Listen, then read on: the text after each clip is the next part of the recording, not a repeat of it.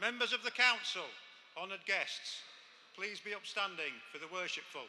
The Mayor of Kirklees, Councillor Cahal Burke.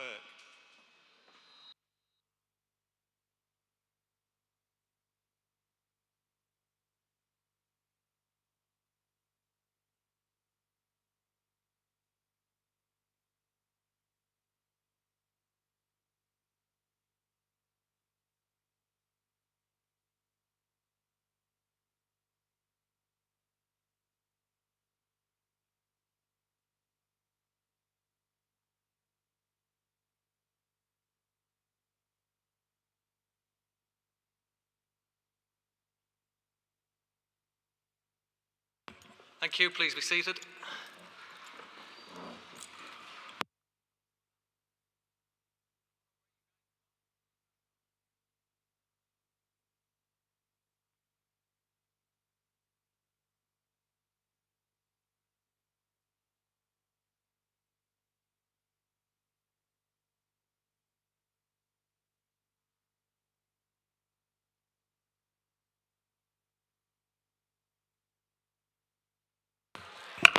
Thank you. Good evening, everybody, and welcome to this evening's meeting. Item 1.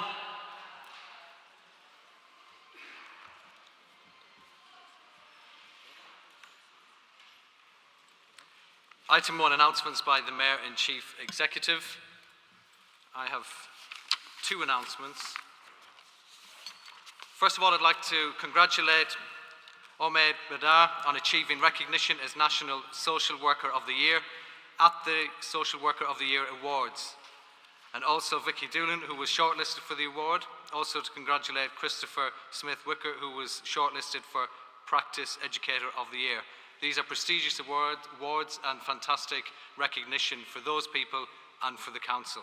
So I'd like to pass on my congratulations to them.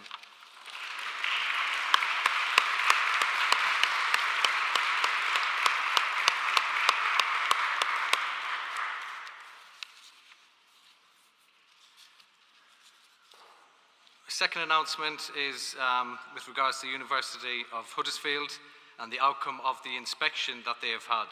And I'll just go through this briefly.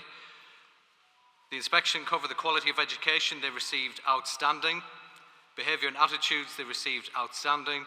Personal development, outstanding. Leadership and management, outstanding.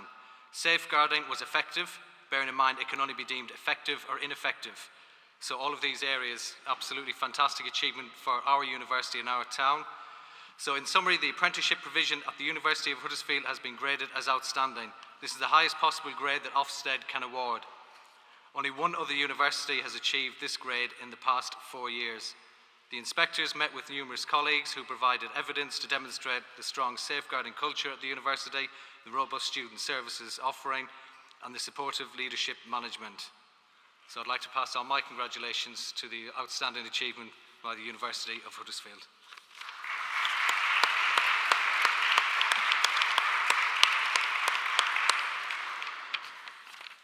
There are any announcements? No. No announcements by the Chief Executive, so we'll move on to item 2, apologies for absence. Are there any apologies for absence? Councillor Sokol.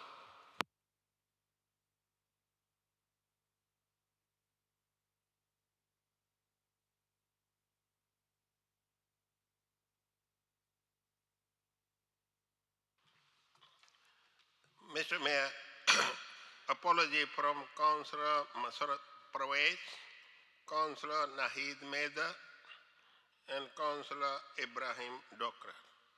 Thank you. Thank you, Councillor Sokal. Councillor Smith.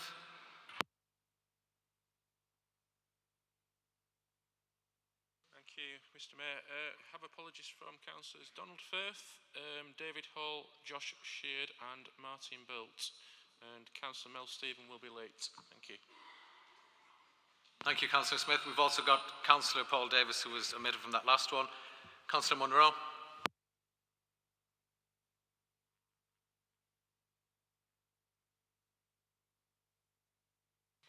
Thank you, Mr. Mayor. Councillor Kath Pinnock will be slightly late. Thank you.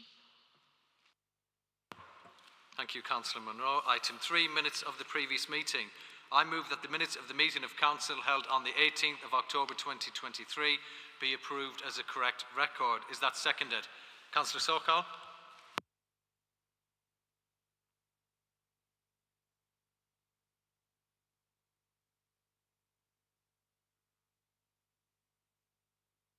Mr. Mayor, I second the minutes.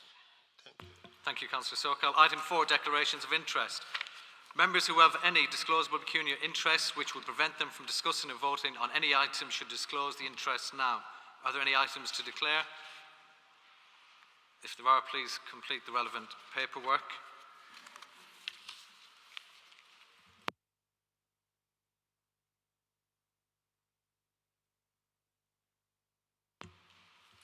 I'm going back to item 3, minutes of the previous meeting. Can we all agree they're a correct record?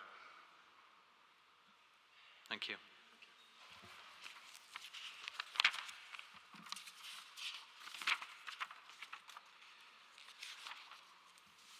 Item 5, petitions from members of the Council. Are there any petitions from members of the Council? Councillor Kendrick.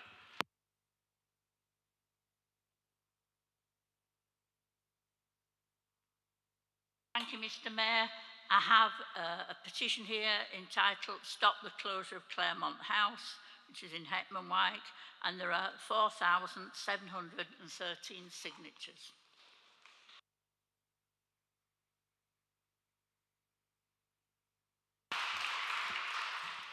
Thank you, Councillor Kendrick. In accordance with Council Procedure Rule 9.3, I direct that the subject matter of the petition be referred to the appropriate Service Director for investigation. Are there any further petitions? Councillor Pinnock.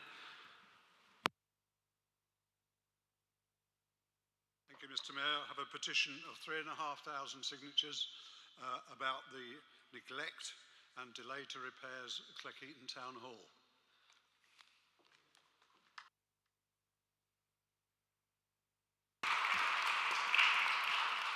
Thank you, Councillor Pinnock. In accordance with Council Procedure Rule 9.3, I direct that the subject matter of the petition be referred to the appropriate Service Director for investigation. Item 6, deputations and petitions from members of the public. We have 4 deputations this evening. The first one, can I ask the presentation in Castle Grange deputation? Oh,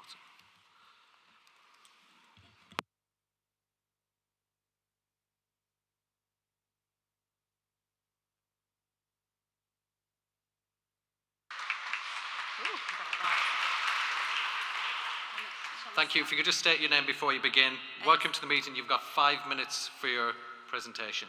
My name's Sarah Blackborough. Hello, my name is Sarah. I've never done anything like this before, so please forgive me if I stumble over my words. I'm here to talk to you about the potential closure of Castle Grange, which is a dementia-specific care home and where my lovely mum Janet has lived for the last 18 months. I really didn't know what to say today, so I thought the best place to start would be to tell you a little bit about my mum. Before the diagnosis, Mum was a fun-loving, bubbly person who wouldn't even go to the shop without her hair done and her lippy on. She loved live music, socialising with all her friends, and lived for her family. She worked as a hairdresser and then spent 25 years working at Kirklees College. She wasn't just my mum, she was my best friend and someone I could always talk to. She guided me through every decision in my life.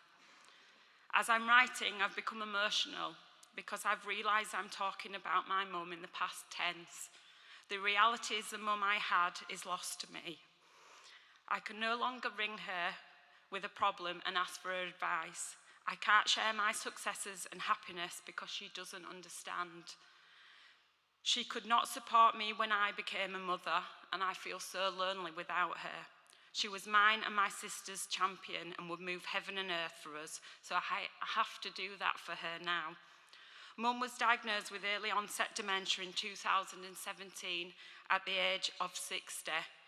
This came as a huge shock to us and something we all struggled to accept. We were completely naive to what that diagnosis meant for us as a family. As the illness progressed, we cared for her at home as long as we possibly could until making the heartbreaking decision to seek out residential care. I really struggled with this decision and felt guilt-ridden that we could no longer manage. With Mum being a full fee payer, we thought we wouldn't struggle to find a suitable care home. but it was a hugely distressing process. Because of Mum's behaviours, all the independent sector care homes we approached said they were unable to accommodate her bar one. I remember crying to my mum's social worker during the process and screaming out, "She's not a monster, she's my mum." The one independent sector home that said they could accommodate Mum was over £2,000 a week, and so the worry was sustainability. What happens when the money runs out? Would Kirklees Council subsidise care at such a premium? I was so scared of potentially having to move Mum that we ruled this option out. One of my main priorities was that we had to find a home where Mum could stay for the rest of her life. We understood that the transition would be so difficult for all of us, and we could only put Mum through it once. My auntie then spoke to me about Castle Grange. I'll be honest, at first I turned my nose up at a council-run home, but I reluctantly agreed to visit. We were blown away by the welcome, the clear understanding of dementia and its progression, and the emphasis on family. Mum moved to Castle Grange on the 16th of May 2022. That date will be etched in my mind forever.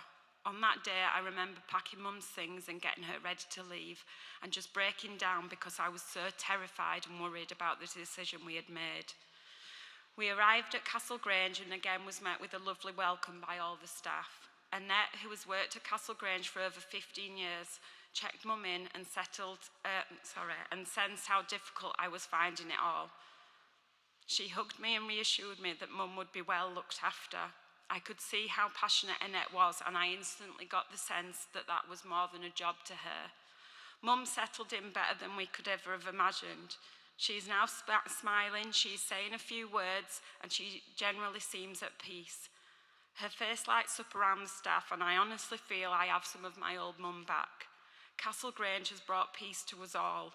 I visited Mum the other day and she was particularly smiley and laughing, and I just couldn't hold back the tears because I don't know if I can protect her. I don't know if I can protect her happiness. I don't know if she will have to move and how that will go. I don't know if that will cause a deterioration. I look at her and I feel helpless because I cannot protect her.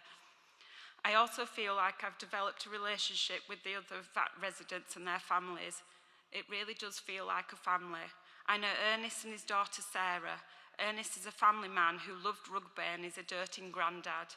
Kathleen is a mother of 5, a loving nana. She loved to socialise, sing and dance, and was an avid Giants supporter. Rose and Nellie met at Castle Grange and are the best of friends. You never see one without the other. What will happen if they get separated? I care about the other residents, and it is breaking my heart to think I will not see them and be part of their lives. I also know there is a real fear amongst family members that their loved ones won't survive a move, that the change will cause such a deterioration that they will pass away. I completely acknowledge the financial situations and the pressures the council are under. Continued reduction of funding from central government and the cost of living crisis has exacerbated an already difficult situation. But I am pleading with you to find another way. Find another way for Ernest, for Kathleen, for Rose, and for my lovely mum, and for all the other residents. Remember, they are mothers, fathers, uncles, aunties, grandparents, and they deserve to live. You are their voice because this cruel disease has taken it from them. Speak out and be counted. At the last full council meeting, you gave Helen a standing ovation, which was so deserved. Now we need more. We need you to stand with us and say no. No to cutting short the lives of the most vulnerable. We need you to find another way, to stand up for and protect local services and residents instead of buckling to the government. Remember, this could be your mother, your father. It could be you in the future. Please stand with us.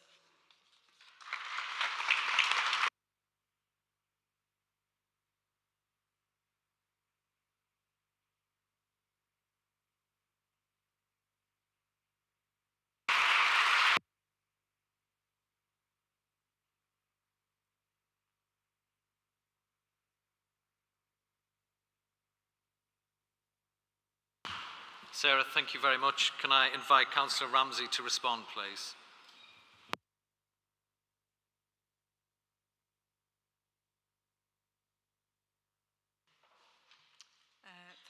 much, Mayor, and thank you very much, Sarah, for bravely presenting that moving deputation and sharing some of your mum's life story with us all.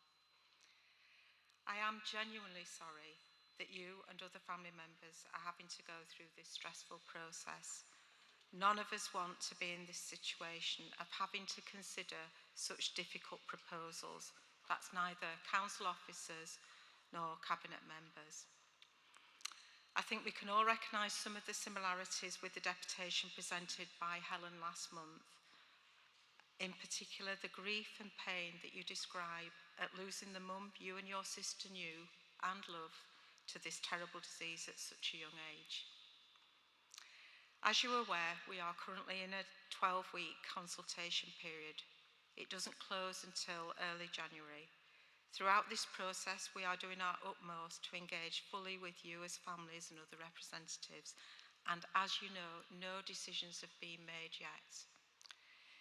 We have had well over 100 questions asked, either at our meetings or through emails, and responses have been sent to family members via email, and printed copies are also available. So that we ensure that they're addressed in a transparent way, they've also been summarised and uploaded onto the consultation page on the council website. We have continued to meet with families at both Claremont House and Castle Grange, and we plan to host a meeting to address in person questions about finances relating to this proposal, so that, as families have requested, you have the opportunity to fully understand that aspect. I think your point about friendships that have built up between residents is important, and we're keen to ensure that these are maintained, even if this very difficult decision is taken. We want to work with families to ensure that things that are important to you are accommodated if need be. I appreciate your concerns with regards to the potential deterioration of your mum, Janet, should she be required to move. As discussed at the meetings, we're keen to ensure that, if needed, we will have a process that mitigates all the risks as far as is possible. The situations of all residents, like Ernest, Kathleen, Rose, Nellie, and your mum, Janet, will all be different, so it's important we have a personal, tailored approach for each individual resident and their family, if needed. I feel it's important that I have to restate some of the drivers that are pushing us to propose such a difficult decision. The primary reason is the chronic underfunding of local authorities by the Tory-led government over the past 13 years. Made worse for us here in Kirklees by the complete failure of the government to level up. Our funding per person is £69 each per year, less than the national average. That's the Institute of Fiscal Studies. This is a huge amount if you consider that there are around 440,000 people in Kirklees. Just think what we could do if we had that funding, but we don't. And our appeals to government to fund us fairly have fallen on deaf ears. We also know that this government promised to fix the crisis in social care once and for all. In fact, they said they had a clear plan prepared to do just that back in 2019. But the reforms, such as they were, have been pushed back. The strategic aim of our social care services is to support people to be as independent as possible for as long as possible, whilst feeling safe and supported. This is what people have told us they want. We are aware that residential dementia beds within the independent sector in Kirklees have increased over the past few years, and there is choice for families at a significant reduction in cost compared to our current provision.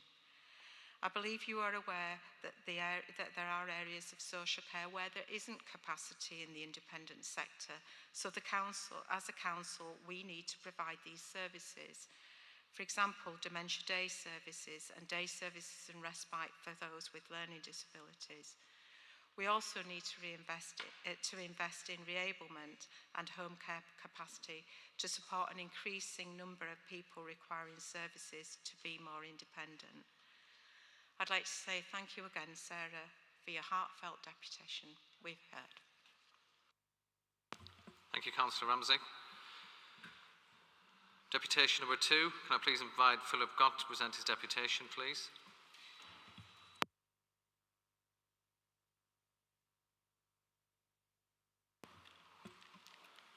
Welcome to the meeting, Philip. You have 5 minutes to present your deputation to Council. Thank you. Thank you, Mr. Mayor. Batley Sports Center is an invaluable community use resource. It must remain open. My name is Phil Gott. I'm a committee member of Batley Owls, an organisation that makes extensive use of Batley Sports Center on Fridays between 10 o'clock and 3 p.m.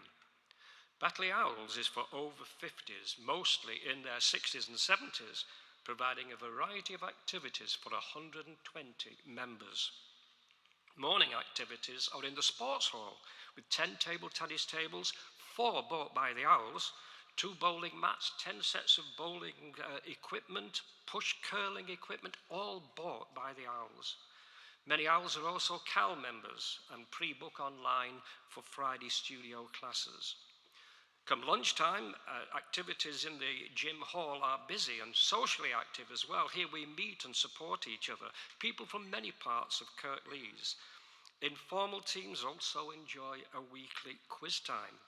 Afternoon activities include a thriving whist drive, 4 courts of badminton in the sports hall, and a tennis group in the indoor centre. Some even stay for public swim sessions too. Batley Owls try to remain physically and mentally active. For some, it's a lifeline as well as a source of joy. For others, a corrective balance in maintaining mental health and well-being. At Batley Sports Center, the Owls has thrived for decades. If you close this centre, it will mean the end of Batley Owls and no Owls at all in North Kirklees. Batley Sports Center was conceived and built as a community use in parallel with the adjacent Girls' High School. It's an integral part of the school which will be severely disadvantaged given closure. The sports hall is their sports hall and used for the mandatory delivery of sport and PE curricula. The school needs Batley Sports Centre's power plant for heat and light. There is no independent supply. Many other schools also use and need the pools for their swimming lessons. Howden Clough Football Club needs Batley Sports Centre as its home base. It's an important community user of the site with many teams, including women and girls. Visitor footfall onto the site at weekends is huge. The club pays usage fees for facilities and even fundraise £70,000 towards all-weather playing surfaces. School, club, Owls and other user groups combine to make this a needed, well-loved and genuine community resource. Figures in the consultation book can mislead, but the biggest problem of all is the core offer, keeping only Huddersfield and Spen Valley leisure centres, because they provide, and I quote, a full range of dry and wet side activities. This is not true. Unlike Batley, Spen Valley has no sports hall, so no badminton, table tennis, whole hall activities, no squash courts, tennis courts, football pitches, tag X. In North Kirklees, Batley Sports Centre is now unique. It's the only centre that satisfies your own wording of a comprehensive, full range of activities. Batley Sports Centre should thus be part of your core offer that balances North and South Kirklees. To those councillors who have come to see Batley Owls in action, thank you. Jackie Ramsey, you know that Batley has some of the most income and health deprived areas in the country, bottom 10% nationally. Like you, the Director for Public Health also passionately cares about improving health and reducing inequalities. Viv Kendrick cares too and has said we want to look after our stock of leisure facilities.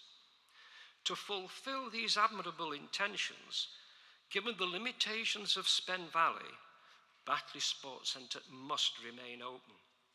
Graham Turner, thank you for attending public meetings. Finance and the balance sheet are important. I sympathise. Regeneration, though, can be subtle, creative and worthwhile through the breathing of new life into valuable, existing local assets within communities, a point that will resonate with Councillor Mussarat Pervez. Take pride in the now unique Batley Sports Center. Breathe new life into it. Finally, to Cathy Scott, we all agree with your views on unfair funding, but at a cabinet meeting, you said council needs to concentrate on where there is a legal obligation to deliver a service or where there is a demonstrable need. Councillors, I hope this deputation has shown that given deprivation in Batley, community user groups there need Batley Sports Centre. After all, it is essential for the true realisation of your core offer. Please do not deprive North Kirklees any further. Thank you.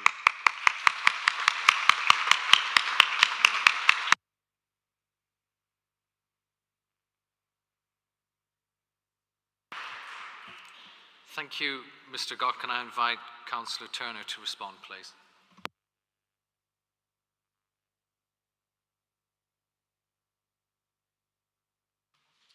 Mr. Mayor, thank you. Phil, thank you very much for coming along and putting your case for the retention of the Batley Sports Centre. We have, as you just pointed out, just concluded the consultation. Officers are now going through those responses, of which there's been many, many thousands. Consequently, this will take some time to evaluate. I can assure you that I and my colleagues are fully supportive of the Owls. We fully understand the importance to those that attend the many activities that are provided at the Batley Centre. We recognise the importance of groups like the Owls that help people's long-term health and well-being and mental health. I, over the years, along with colleagues, have been to the Owls and see for myself what goes on. Even joined in 1 or 2 games. Very unsuccessfully, but there you go. So we don't underestimate the potential impact of losing things like the Owls. This impact could have on the NHS and people's mental health and council services in the long term.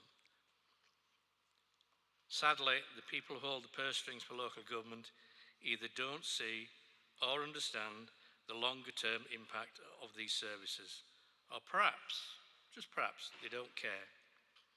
I'll leave you to be the judge on that. I can assure you no decision on the future offer of Cal has yet been made. We are currently looking at all options on what the future offer from Cal may look like. There is constant dialogue with senior officers, portfolio holder and Cal to try to deliver as much as they can within the budget they have. We're looking at all possibilities, double checking the finances of Cal, seeing if there are any more efficiencies to be had and see how we may be able to preserve as much of the current offer as we possibly can. We're talking to partners, other organisations, anybody who may be able to help get the best solution not only for Batley, but the rest of the council's leisure facilities. We will bring a detailed report to Cabinet in December. This is following the consultation and the many and detailed discussions with Cal and other partners. This report will set out the future offer for our residents. Please be assured that we will leave no stone unturned. We'll engage with whoever we can to provide the best offer we can within the circumstances we find ourselves in. We don't want to be looking to close leisure centres. We don't want to do this. My group don't want to do this, and the Cabinet don't want to do this. We believe in public services, and we want the best we can for our residents. But as has already been mentioned, until we have a fair funding scheme that recognises deprivation in places like Batley and need, we will have to make very tough and very unpalatable decisions. Thank you, Mr. Mayor. Thank you, Councillor Turner. Deputation number 3, can I invite please Tim Gilligan to present his deputation, please.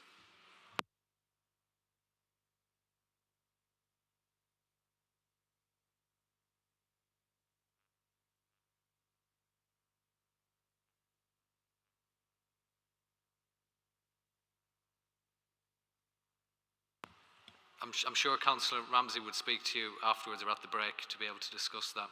But we have...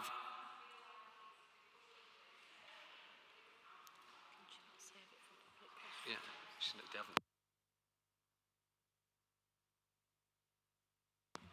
We have other deputations as well to hear, and I'm sure they will want to be heard as well. Could I have Tim Gilligan, please?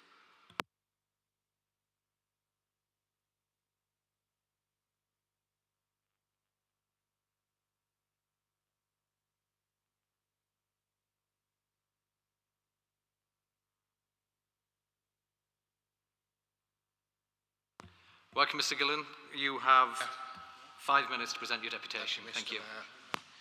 My name's Tim Gilligan. I'm Assistant Branch Secretary for Kirklees Unison. My deputation is called Cuts to Vital Services. Unison do not believe that Kirklees Council should be cutting jobs and services. We have heard the argument that the cuts would be much more brutal if the council were to issue a 114 notice. This may be true. However, the cuts that have been proposed so far are going to hurt. 13 years of austerity cuts, coming as they did after several years of efficiency savings, means that there is no fat to cut in local government. There are no non-jobs, as some would have us believe. Every job that is cut will hurt our community.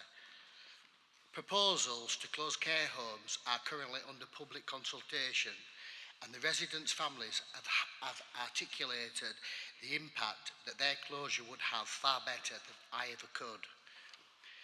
While we are yet to learn precisely where most of the cuts will be, we do know that currently there are service reviews in children's services which will result in cuts that will be nothing short of disastrous.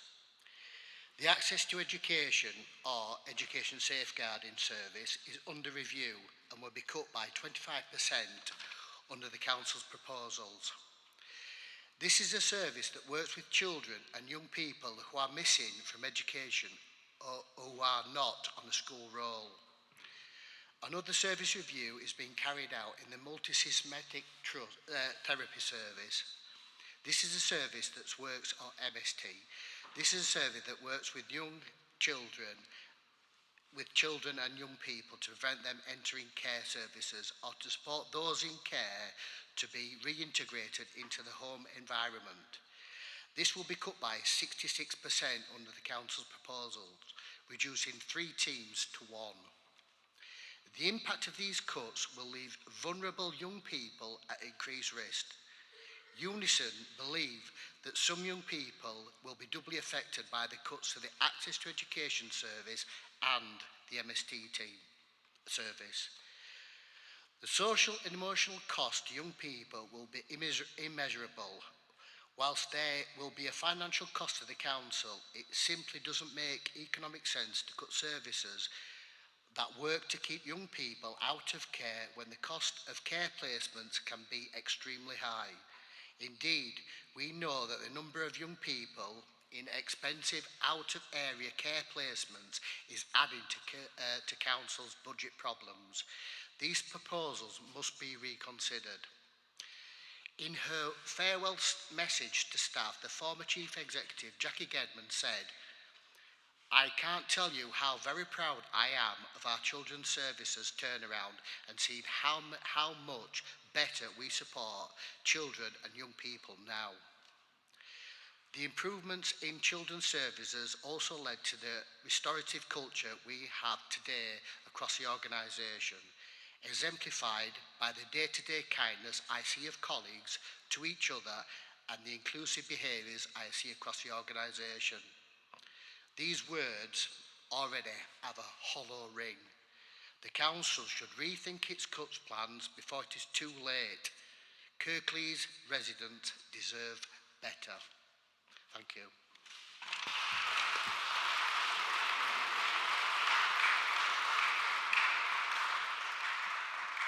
Thank you, Mr. Gilligan. Can I invite Councillor Turner to respond, please?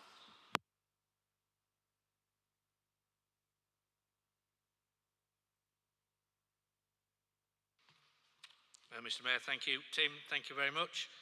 And thanks for coming along this evening and presenting your deputation. So I want to pick up the main thrust of your deputation, that of children's services. It's something that's very dear to my heart and very dear to the heart of many of us here this evening, I'm sure. Kirklees is totally committed to keeping our children safe and enabling them to thrive. This underpins all that we do in children's services. Just to clarify and correct some of the points made in your deputation, the claims made that the access to education service is being cut by 25% and that we have removed funds from the MST provision is simply not true. New duties have recently been placed on local authorities, despite, surprisingly, no additional funding being provided. So the redesign of the access to education services has been made to ensure that our statutory duties are fulfilled in line with current Department of Education guidance. This redesign also enables us to continue to build on the very good existing practice that we have, and we will continue to work with schools and education settings as well as our wider teams, including social care, early support and the virtual school. I must emphasise, we agree that these areas have never been more important to support our families. So we will continue to take these duties seriously on our journey to provide the best provision possible for our children, despite the continued lack of support from central government. The funding cut to MST is a result of the ending of the Youth Endowment Fund, which is technically a charitable organisation. So isn't government funding. So in light of this, and in order to preserve our MST provision, we have made our MST a core service and core funding, and have mainstreamed the principles into all other services. That's mainstreamed into all other services. This means that we have well-trained staff that can respond to the needs of our children and young people throughout children's services, and makes the provision sustainable and available for future, whatever this government decides to cut next. Regarding your reference to care placements, you are correct in your assumption that our out-of-air care placements are extremely costly. So we are committed to reducing these and are currently making considerable investment in our own provision with the addition of 2 new children's homes in Kirklees. However, alongside this investment, we do everything we can to keep our children in family settings where appropriate. Our special guardians and foster carers are vitally important, not just because of the high cost of out-of-area placements, but more importantly, because it's often the best thing to do for our child, which is our priority in Kirklees. We are a leading light in using special guardians and outperform all our neighbouring authorities. We are justifiably proud of the achievements and improvements in our children's services that have been made over recent years. All recent inspections have reported the vast improvement in these services. We will continue to protect and develop our provision for our children and young people, despite the challenging environment that has been created by this government, who have chosen austerity and the cost of living crisis over the well-being and safety of our children. Our staff have gone above and beyond to produce the improvement we have seen over the last few years, and I am now genuinely proud of our children's services. We have come a long, long way in a very short period of time. And we will continue to protect and seek out ways to improve the service even more. I remain convinced that the issuing of a Section 114 would be disastrous for our residents and would result in harsher, deeper cuts than we're proposing. We can deliver a budget next March, and we will do so without the help of Whitehall. Don't forget, all the issues we've heard already this evening stem from 13 years of a Tory government that has and continues to underfund local government. The fault lies at number 10 and number 11 Downing Street, not here. The PM said today, Kirklees is not fit for purpose. Well, that's a bit rich coming from the PM. I say it's this government that's not fit for purpose, and it's time they went. This country deserves better than this inept, out of ideas government. So bereft of ideas and talent, they brought Dodgy Dave back.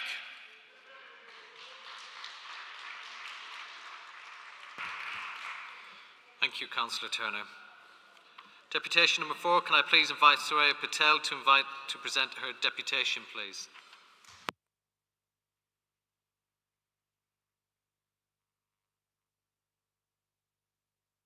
Welcome to the meeting. You've got 5 minutes to present your deputation to Council. Thank you. The people of Dewsbury are currently left feeling very isolated and they feel like their health and well-being does not matter.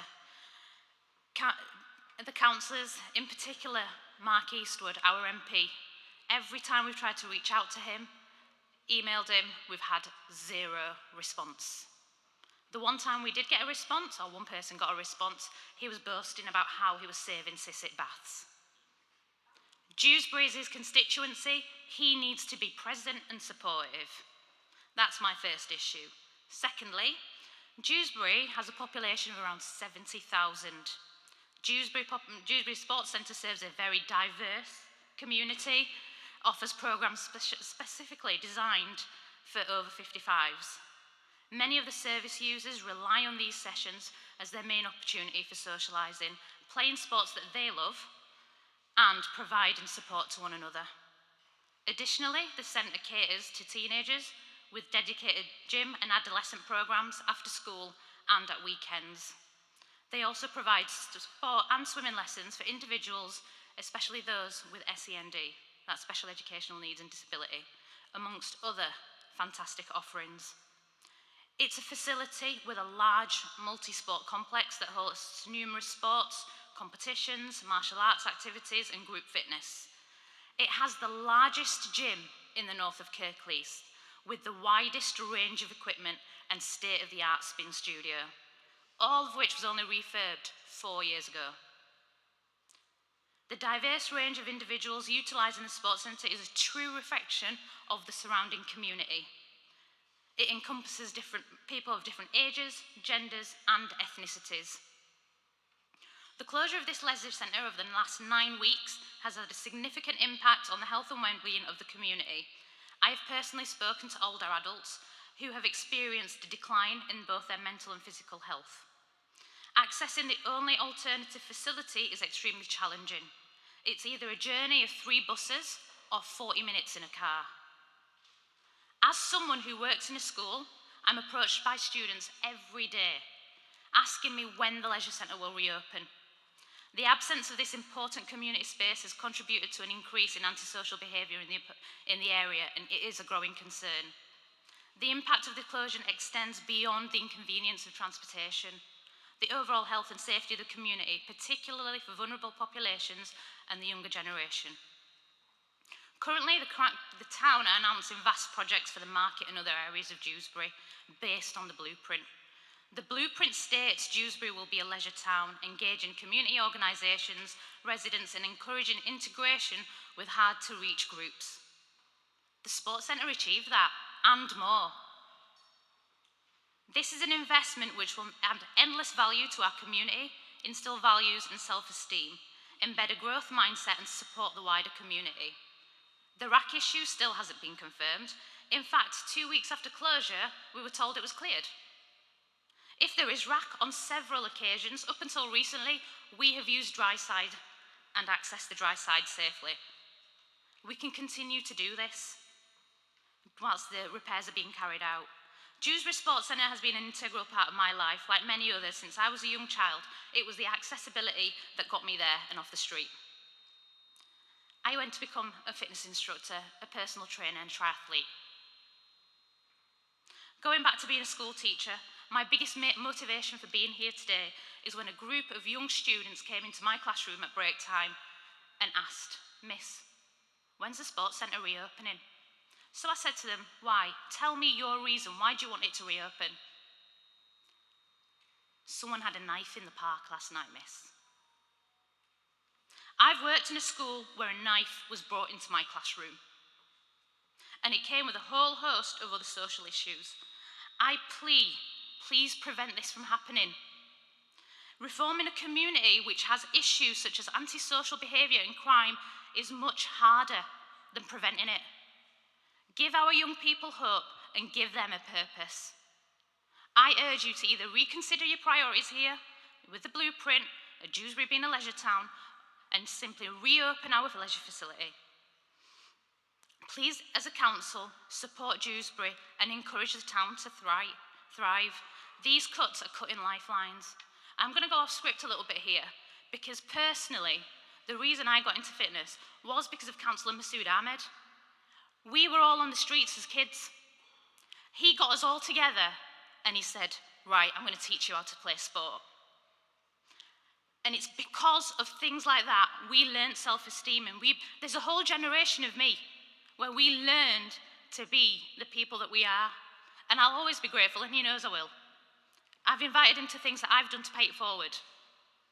If it wasn't for Councillor Darren O'Donovan, hi, I know I haven't Can I seen just, you for 8 years. your time is up, so if you could Oh, yeah. conclude. Thank you. I wouldn't be a personal trainer. He taught me to be a personal trainer at Dewsbury Sports Center.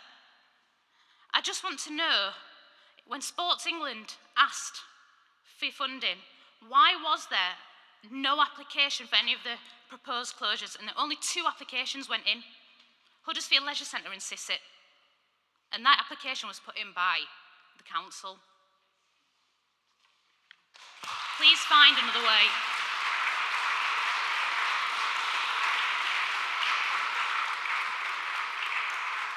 Thank you for your deputation attending the meeting. Councillor Turner, would you like to respond, please?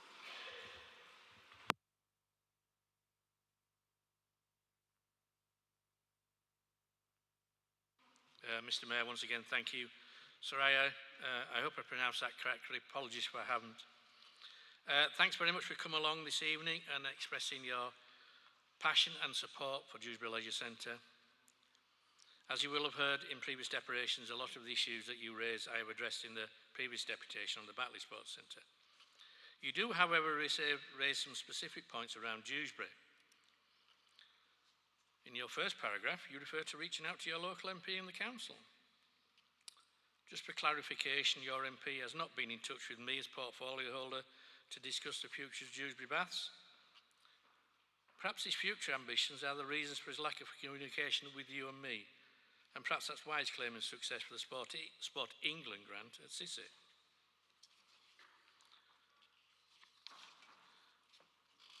I can assure you that if anybody wants to get in touch with me, I will respond accordingly to their concerns and questions, but as yet, no one's contacted me directly. There is definitely rack in Dewsbury Baths. We believe there is more to be found, and we are currently looking at ways of how we get into the most difficult places to check the extent of rack in the building.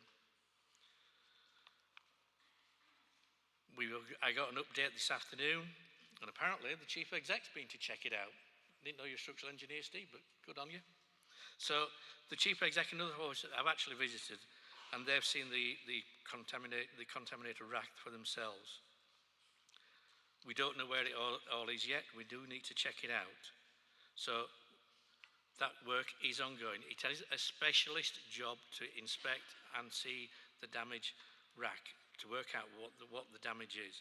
There are very few people in the country that can do this. There are many public buildings that haven't been touched. We were very lucky that we got a team of specialists on board very early in the process, and they will continue to do that. We do have a duty of care to the residents, and until we fully know the extent of the rack and the cost implications, I feel, as well as officers, it's only right the building remains closed. We cannot take the risk of injuring residents. When we first identified the rack, we took the difficult decision to close the facility immediately. We had conversations late on the Thursday evening to make sure it didn't open on Friday. Not something we took lightly, but on balance, we decided the safety of our residents and those that use the building must come first. You're correct, we only submitted 2 bids for Sport England. Each local authority could only apply for a maximum total of £500,000 from the Swimming Pool Support Fund. This meant that we could not apply for all our leisure stock, and so had to assess each site against the very strict criteria and rank them in relation to which met the criteria best. The criteria for the swimming pool was it should be used to prevent gaps in public leisure provision emerging. Sisset Baths is further away from all the other swimming pools, so that it was better able to meet these criteria. And don't forget, we didn't judge the applications, Sport England did that. The funding we received has very, very specific requirements on what it is spent on. It can only be spent on the competition pool in Huddersfield and Sisset Baths. It funds energy costs and chemical costs and cannot be spent on anything else. The Dewsbury Blueprint is a mixture of funding and is therefore ring-fenced for the regeneration of Dewsbury in the town centre. I can only reiterate, no plans have yet been drawn up on the future offer from CAL. However, what is clear that given the support we can offer and the amount of money CAL has, they cannot offer all the leisure facilities they currently operate. Local government across the country is being starved of cash. Local authority after local authority are making announcements on the level of their budget costs, and the budget issues and challenges. Whatever decision we reach in December, we won't want to take it, we won't like it, but we must face the reality we are simply not funded sufficiently to deliver all the things we used to and would like to deliver. We hate cutting services. It's not the way any of us on this side came into public service for. We want to deliver services for our residents. We want Kirklees to be the best it can. We want our residents to be healthy and have stable mental well-being. But we need our fair share of the pot. Independent report after independent report all say local government is underfunded by billions, and we are underfunded by tens of millions. It's as simple and as stark as that. Mr. Mayor, thank you. Thank you, Councillor Turner. Are there any public petitions? No. Item 7, public question time.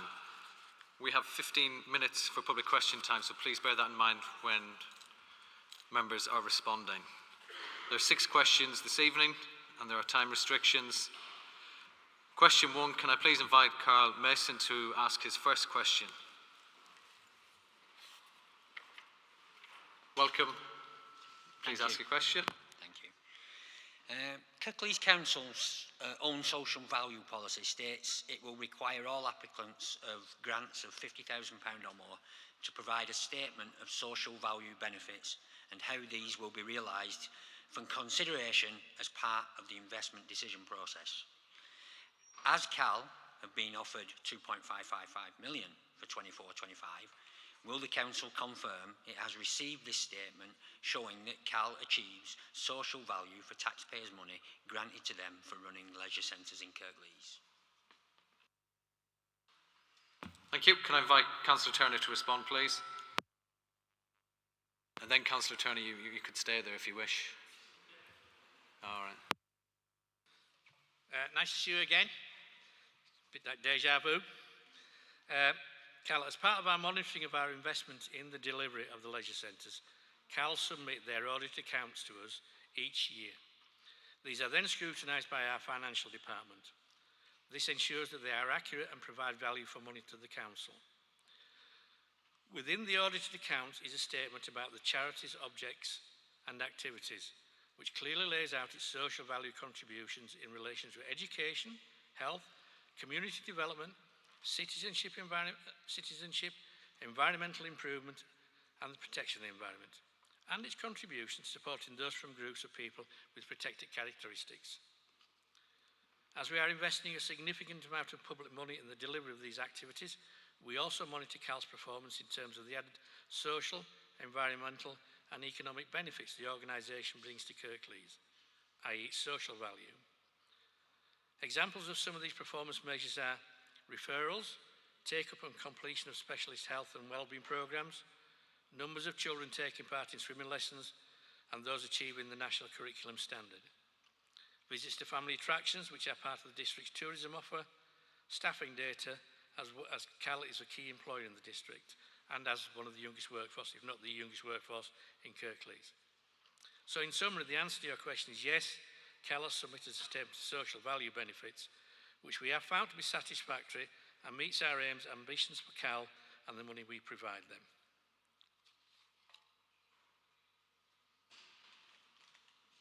Thank you. Supplementary? Please. So, as you said, you monitor the money that you give them. In your own social values policy, it does also state that Council will monitor grant recipients for compliance and take action where necessary, potentially including clawback of funds where appropriate. So with 11 centres currently in operation, with 3 centres only marked as possible for closure no decision made. 6 remaining open and only marked as marginal. Will the grant value be reviewed and any action taken, such as the clawback of funds, should on a pro rata basis any of these sites be closed? We've committed to giving Cal £2.55 million in next year's budget. That will help them deliver the best offer they possibly can for that £2.55 million. As I said, we monitor their performance, we work very closely with them, and the 2.55 will enable us to deliver more services, because that will enable more centres to stay open. Without that 2.5, the closure programme Cal will propose will be significantly more.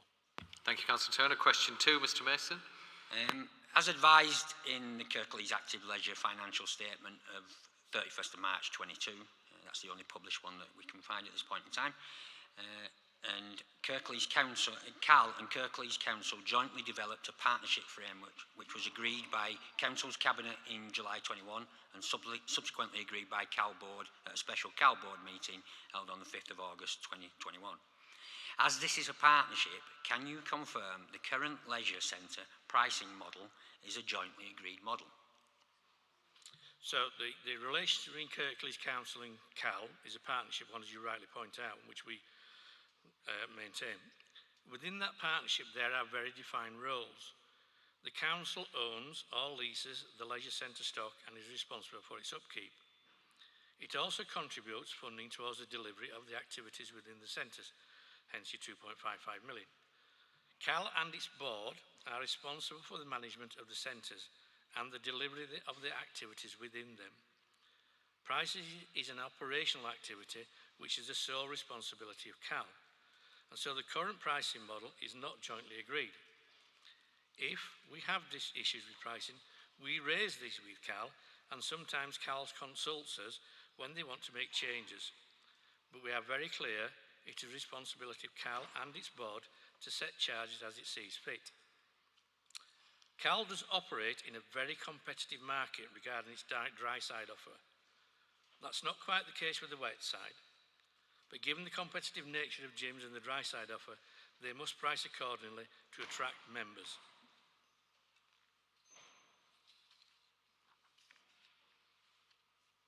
Supplementary? No, not this time. Thank you. Question 3, can I please invite David Longstaff to ask his first question? Thank you, Mr Mayor. My home backs onto Fenny Beck and I live at Fenny Bridge. What are the council plans to reduce the risk of flooding of the Beck from development on the housing called HS9 in the local plan? Thank you. Can I invite Councillor Turner to respond, please?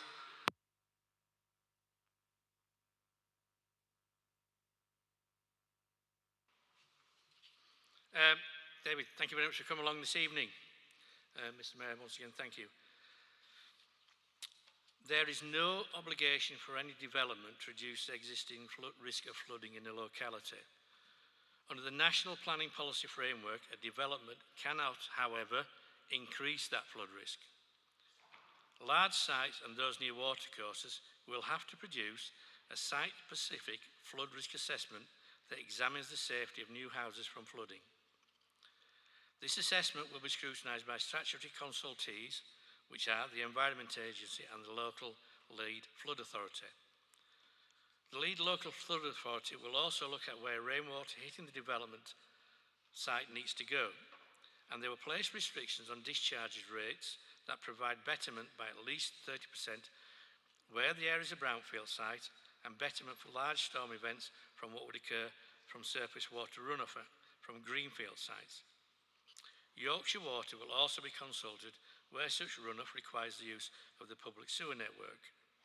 Should a planning application be submitted, the flood risk and the effects of any development will form part of the planning process, and all the statutory consultees, as mentioned, will be involved in the process. And any flood or water runoff mitigation that the planners and its consultees deem required will have to be included in the approved planning permission. Thank you, Councillor Turner. Supplementary, Mr Longstaff. Thanks, Mr Mayor. Obviously, I've been in this case, on this case for many years now. A few years ago, Kirklees flood planning manager told me our risk was 1 in 150. Recently, there was some pamphlets sent out where our flood risk has gone down to 1 in 30 years. There's a lot of elderly residents in that area who are very concerned that we seem to have gone really from 150 to 1 in 30.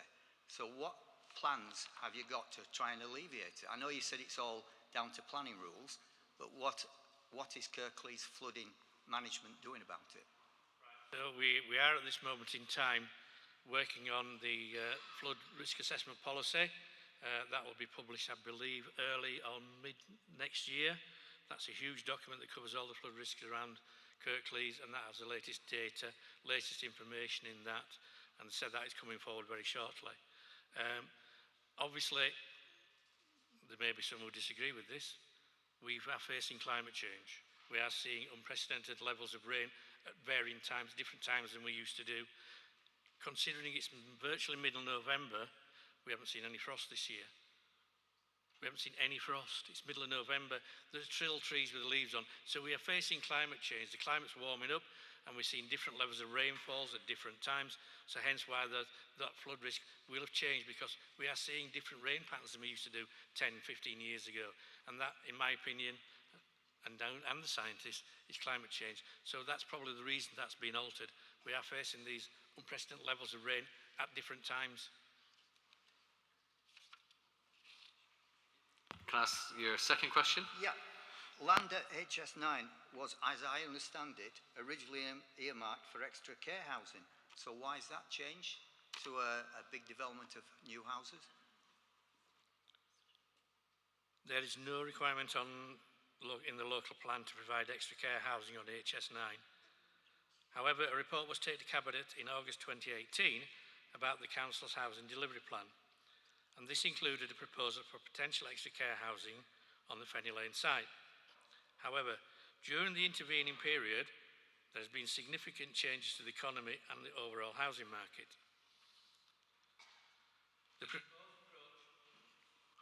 The proposed approach to the disposal of the Fenny Lane site was discussed at Cabinet yesterday. The report explained that as part of the process to dispose of Fenny Lane, soft market testing, i.e. engagement with strategic partners of Homes England who may be interested in the site, this will be undertaken. Feedback from the market testing will then help inform what housing is delivered on the Fenny Lane site. This will also help us inform us whether a decision about whether an extra care scheme should be included on the site. We do have some extra care homes currently under construction, and we are constantly assessing the future needs and demands for extra care. We know extra care is vitally important to our adult social care offer. It's a great way of looking after people when they get older, and we, as I said, we have many of them, but we could probably do with many more. We are optimistic that we can have a deal with the preferred partner in the early part of next year, at which point we will have an initial proposal of how many homes are proposed to be built on this site and the mix of those properties, and that will be defined if we do a deal with them. That will be defined in the legally binding agreement we sign with our preferred supplier, whoever that may be. Thank you. Supplementary? Just that obviously we're getting an ageing population, so we are going to require more extra care homes, no doubt, after listening to all the deputations as well. And obviously I'm getting a bit more mature now, so have that in your plans, please. And finally, I did de-ice my car a couple of weeks ago. Anyhow, I did de-ice my car. But thank you, Councillor. Thank you, Mr. Mayor. Thank you, Mr. Longstaff. Question 5, can I please invite Leslie Warner to ask her first question? We have 3 minutes left on this, so please bear that in mind when you're asking and responding to the question. Right, do you want me to ask them all at once then? No, ask the first one very fast. Okay. Right, first question. Whilst we appreciate the constraints placed on the council, which we do at the present time, we don't feel that enough consideration has been given to creative ways of both saving monies and raising monies. What grants have been applied for? Sports England, Sports Council, grants for new technologies. What businesses have been approached for sponsorship? Have loans been applied for to sustain all present facilities in the short term? Councillor Turner, please can you respond? You've got 2 minutes.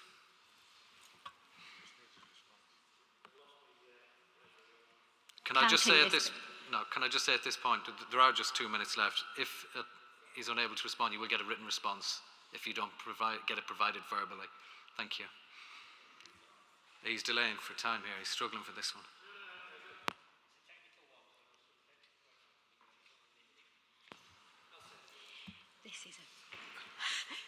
You've done this on purpose. He's going to respond in writing, so you can ask your next one. Okay. And you'll get a written response to this one as well.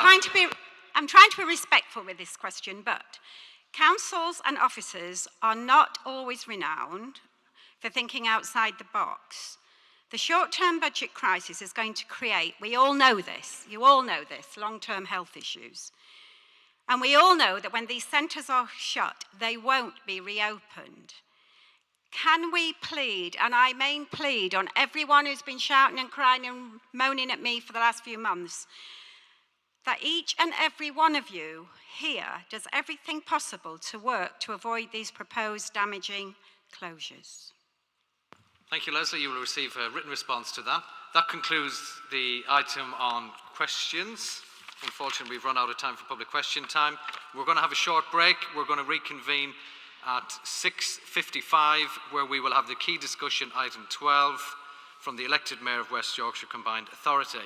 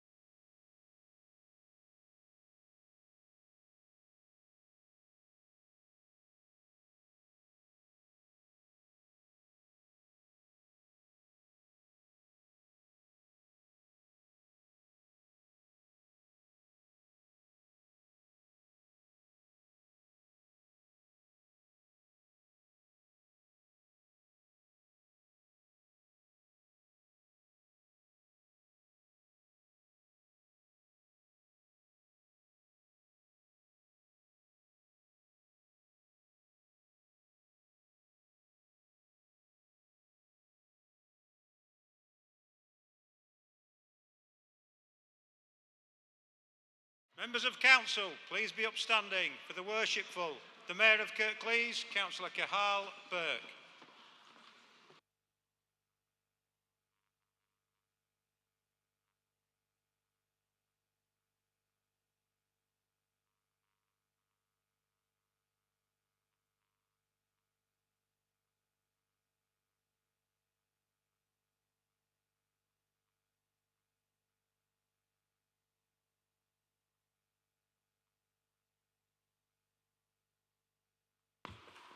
Thank you. Please be seated.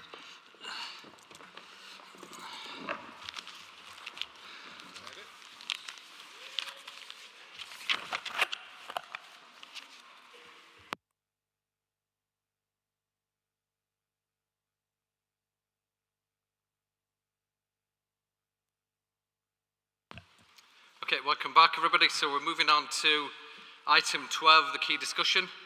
Before I do that, I'll just draw your attention to the mace. I'm using the Batley mace this evening because I'm very inclusive and I like to incorporate all areas of Kirklees, and Councillor Lowe was grateful that I did that as well. Item 12, so key discussion. Elected Mayor of West Yorkshire Combined Authority. This evening's key discussion will be with the elected Mayor, Tracy Braben. A presentation will be given prior to the key discussion debate on the elected Mayor's priorities, which will be followed by a question and answer session. During the question and answer session, I will be taking questions in groups of 3 and the elected Mayor will respond accordingly. Members request to speak and then I will take the questions and I will then broadly apply proportionality across groups to the best of my ability. We'll see how that goes. So I'd like to invite the elected Mayor. You're very welcome. Thank you. Thank you, and so brilliant to be here. Thank you all so much for coming, and as I've heard, it is a really difficult time for the council. I just wonder if there's anybody can just stop my mic from keeling over. Oh, maybe that'll do, but can you see me okay? Yeah, that's okay. All right, all righty. Thank you so much for inviting me. It's always a real privilege to be here. Kirklees, obviously, is where I live and is a community that I really care about, and represented Batley and Spen for 5 years. I'm going to be talking for about 15 minutes because I want you to have a full overview of where we're at, what we've delivered since I was last here. Oh, hello. Thank you.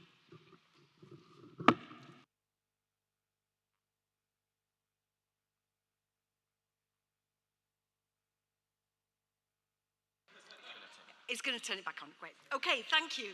So, firstly, I was really privileged to be here to listen to some of the public petitions, and you're having a really tough time, like so many local authorities across the country. Can I thank Councillor Cathy Scott for her leadership in this difficult time? I know she's been making great strides already. And can I say that listening to the MP for Dewsbury was really heartbreaking, actually, that you are going through so much. Had he been here today to listen to those petitions, I don't think he'd be focusing on car parking charges, actually. And for our Prime Minister to then declare Kirklees not fit for purpose was an absolute outrage. I think it's absolutely disgusting. Because let's not forget, bringing in David Cameron, who is the architect of this disaster of austerity, is just an absolute sucker punch to communities like ours who have had 60% plus cuts to funding. So no wonder we're in this difficult situation. So hopefully there will be a general election around the corner and things hopefully will change. So thank you so much for the leadership you've shown, the team you've put together. It's a superb team, and I'm pleased that you and your team are engaging well on regional issues with us and councillors from the whole of West Yorkshire. We are Team West Yorkshire. We are one team committed to creating the best West Yorkshire possible. Now, I want to start this evening by talking about our new West Yorkshire plan. This was written in partnership with 5 local authority leaders in our region, setting out our vision to build a brighter West Yorkshire that works for all. We have 5 core missions to drive our work, to transform lives and bring opportunities. The first, prosperous West Yorkshire. It's down to us as leaders to build an inclusive economy with well-paid jobs. Second mission, a happy West Yorkshire with great places and healthy communities where life expectancy equals the national average. Our third mission, a well-connected West Yorkshire, that strong, modern, integrated public transport network. Fourth, a sustainable West Yorkshire, greener lives, communities, businesses and transport. And finally, our fifth mission, a safe West Yorkshire, where we can all flourish free of the paralysing fear of crime. My intention is that this plan for 2040 will drive the work of the Combined Authority in the coming years. It's a plan that sets out how we'll all work across West Yorkshire, partnering together with private, public and voluntary sector on these clear, achievable and ambitious goals, mission-driven government at the devolved level, working with partners to establish a clear sense of direction, united as one region, delivering on the things that really matter to people. Because with devolution and a mayoral combined authority, delivering is what we do, and it's what all of us in local government must do. And the situation, as I said, is so tough, incredibly tough. Up and down the country, local councils, whatever political iteration, are yet again facing impossible decisions. A combination of reduced government funding, high levels of inflation, and those extraordinary demands on essential services for children and adults, pushing local authority finances to the limit. That's why I was really pleased to be able to agree with our 5 local leaders to return £51 million from the West Yorkshire Plus Transport Fund reserve to our local authorities. You need that money now, and it was a privilege to be able to help. And that is because of devolution. I've been able to work with leaders to identify this support at a time of need. And it's only right regional leaders work together and step in where they can. But I know it's not enough to meet the challenges you're facing. And that's why at every opportunity, any chance I get a meeting with the ministers or opportunities to write letters, I urge government to properly fund local government for the long term and stop passing the buck for their mismanagement of our economy. Devolution has enabled us to support the council, but enabled us to get on and deliver for residents of Kirklees. And it's always been my focus since I was elected 2.5 years ago, and will always remain my focus. We are delivering on those manifesto pledges I promised you back in 2021. I promised 1,000 well-paid skilled jobs for young people. And thanks to my Green Jobs Task Force, we now have businesses pledging more than 1,000 jobs that are well-paid, that are skilled and that are green, spreading awareness of the opportunities emerging in the green economy. I promised to prioritise skills and training. With our £65 million a year devolved adult education budget, that's exactly what we've been doing. Since April 2022, nearly 75,000 adults have been supported by the CA to upskill, retrain, access self-employment or find a job. We've also tackled skills shortages within the creative and cultural sector, training more than 400 people to access the live events industry in partnership with the Peace Hall and Production Park, and every single person on the Orange Box programme will be guaranteed a job. We've trained almost 800 telecoms engineers, meeting vital skills needed in our region, and 90% of those 800 have gone through to a job, well paid, a career job in telecoms. When bus operators were saying the reason why buses were delayed is because they couldn't get bus drivers, we worked on an innovative package to design a programme of training using our resources. We've got 50 new drivers already, 60 in the pipeline ready to get behind the wheel, helping to keep buses running on vital routes connecting our towns and villages. I also promised to support local businesses and champion our economy. Since last year, since April, our business support service, through a network of locally based growth managers, including in Kirklees, has worked with 6,500 small and medium-sized businesses, helped them access advice, support and funding to enable them to grow, to boost their productivity and reduce carbon footprint. In April, we launched £10 million of funding to help businesses measure, plan and act to transition towards achieving my net zero target for 2038, whilst also reducing their energy bills by bringing in greener processes. And we continue to support the growth of new and innovative small businesses with our £6 million Enterprise West Yorkshire programme, which has already benefited 460 entrepreneurs across our region at all stages of their business, providing support to entrepreneurs to help develop their business idea to ensure their business grows and thrives. And I'm really pleased with EDI running through everything I do to say that 2/3 of these are led by women, 2/5 by Black and ethnic minority people, demonstrating our commitment to inclusive growth. My championing of the region has included developing trade and investment links abroad. Most recently, last week, I was in Toronto, Boston, New York and Pennsylvania, supporting our brilliant businesses to grow their exports, such as the fantastic Paxman Coolers, a company based in Huddersfield that were beer fridge specialists. And then when the mum got cancer, the cool cap was uncomfortable, so they said, we do cooling, we will develop, working with Huddersfield University, this cool cap.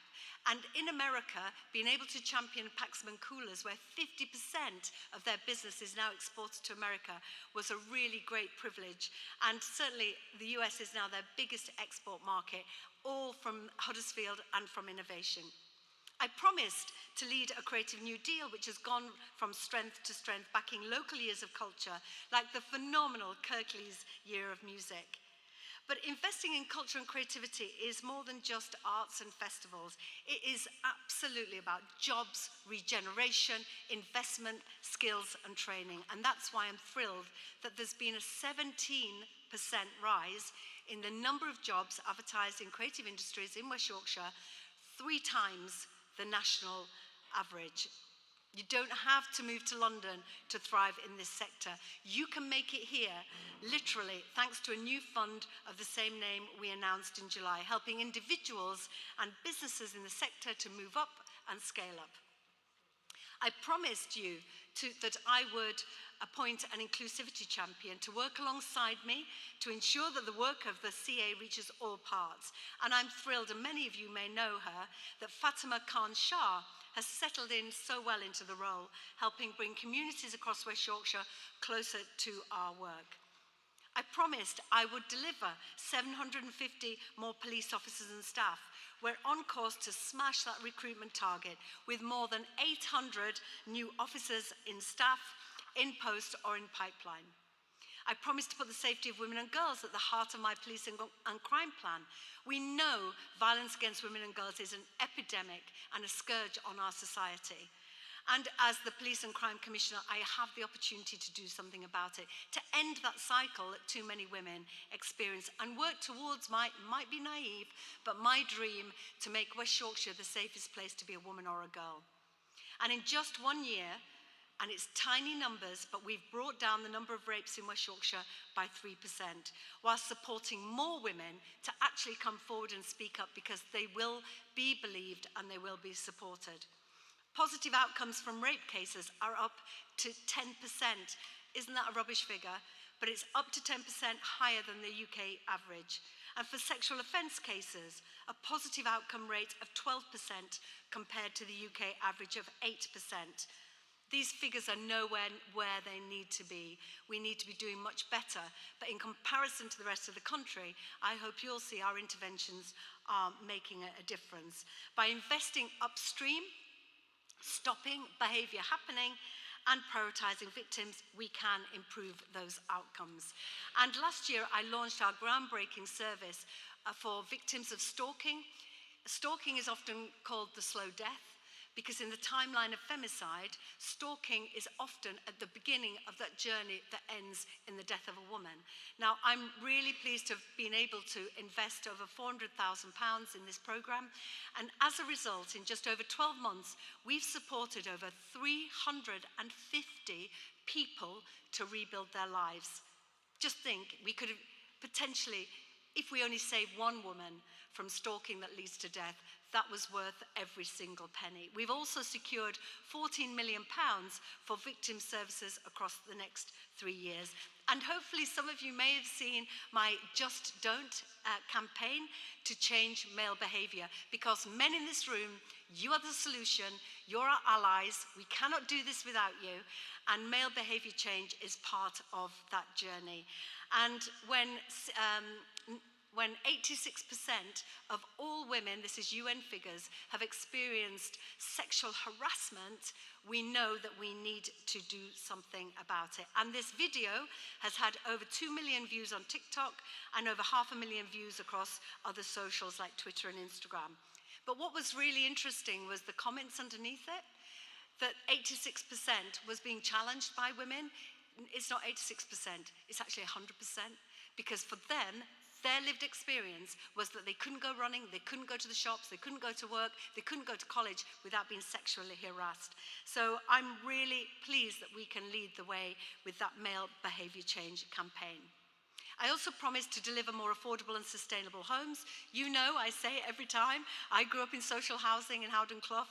I know the value of a safe and secure home. And working with local authorities, we've been doing just that. We are on the side of the builders and not the blockers, using my £80 million Brownfield Housing Fund to open up those unviable developments and working alongside our housing associations to scale up delivery. And I was really pleased to be with Yorkshire Housing to be at a development in Linthwaite where they were providing desperately needed homes for affordable rent. And the family that I spoke to had been made homeless because the landlord was worried about the no-fault eviction change, so he just kicked them out before that happened. We were there to scoop them up, and Kirklees suggested them from the list to access this affordable home. And those children will now have what I had, which is a safe start in life. I'm also delighted that we're one of only 3 places in the country that have a strategic partnership with Homes England, and this will help us bring forward more than 40,000 homes across West Yorkshire, including the exciting opportunity at Dewsbury Riverside. And I'm pressing Homes England and partners to deliver Dewsbury Riverside at speed, because we know it's such a great development. We've recently launched our public consultation on regional housing strategy because, as you know, having a home should be a fundamental right, so please do check that out and have your say. We will create a greener, more vibrant communities where people feel safe and are proud to call West Yorkshire home. You also know I promised to tackle the climate emergency, and we've committed £40 million from our climate and environment plan of devolved funding to invest in greener transport, schemes to decarbonise business processes, install new solar panels on buildings across the region, and retrofit homes. Everybody should have that right to have a warm, comfortable, low-carbon home. And our Better Homes Hub is insulating properties, installing solar panels and battery storage, helping people living in social housing reduce their use of energy and lower their bills. And finally, you'll be pleased to know, I promised to improve our transport network with a particular commitment on buses. You all know transport is holding us back. Without good transport, businesses just don't have access to the best talent. Fantastic employees aren't able to commute to that well-paid job, and workers are spending far too much time in their cars rather than in workplaces. And that's why I've committed, as somebody that uses buses myself, to get cheaper fares, stepping in to protect routes that private operators want to cut wherever I can. And in Kirklees, this included the D1, the 342, the 356, and the 387, which I'm really proud to say that we have saved. And I know, and I'm grateful for the lobbying that you give me to give me the understanding of what's happening on the ground. But there's more to do, and the bus network is not meeting the needs of our residents, which is why we're looking at reforming our bus system and have progressed with plans for franchising, which are currently out to public consultation. Can't say much more about that because of the legislation and the legal aspect of it, but I will be making the decision in March next year, and I urge you all to look at the proposals and please do respond to that consultation. But our ambitions for better transport don't stop at buses. You may remember the mayors came together to hold the train operators to account, and working with other mayors, we secured a change of ownership of TransPennine Express when it couldn't meet the needs of our region. I've pushed government to improve rail connectivity. Yesterday, I met Hugh Merriman, the rail minister, to press him on the need for more investment in our region, including the Penistone line many of you may be interested in. I'm also committed to delivering mass transit system for West Yorkshire. This is going to be a game changer for our region. And I know we've tried it twice, and the reason why it's failed then was because it was Leeds. This is about the whole of West Yorkshire, connecting all of West Yorkshire to enable us to bring buses to mass transit then to deliver people into city centres and across our region. And my commitment to you is there will be spades in the ground on mass transit by 2028. And work is progressing on proposed routes. The first corridors are planned to connect Leeds City Centre with Bradford and Dewsbury.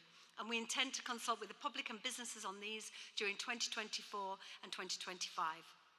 We've achieved so much together over the last 2.5 years, but I'm definitely not resting on my laurels, and I know there's more we can do, and that's why I'm pushing for more powers through a trailblazer deal that you may have seen Greater Manchester and West Midlands have approved and got through with government. I met Michael Gove earlier this week to press our case, and hopefully we'll hear some positive news about opportunities for further devolution in next week's autumn statement. Now, I have spoken at some length, and I do apologise for that, but I do think it's important for you to get a general feeling of what you hope is positive about what I've promised and what we've delivered so far. But all of this is about the strength of partnership and the tireless work of councillors and leaders like yourself. So thank you so much for listening, and I'm very happy to take your questions.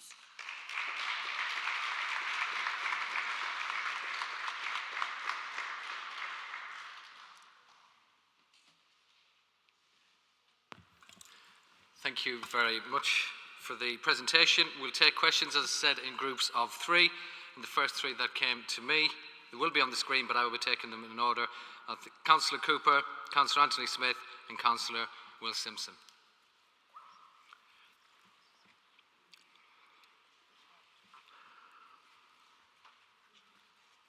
Hello, Tracy.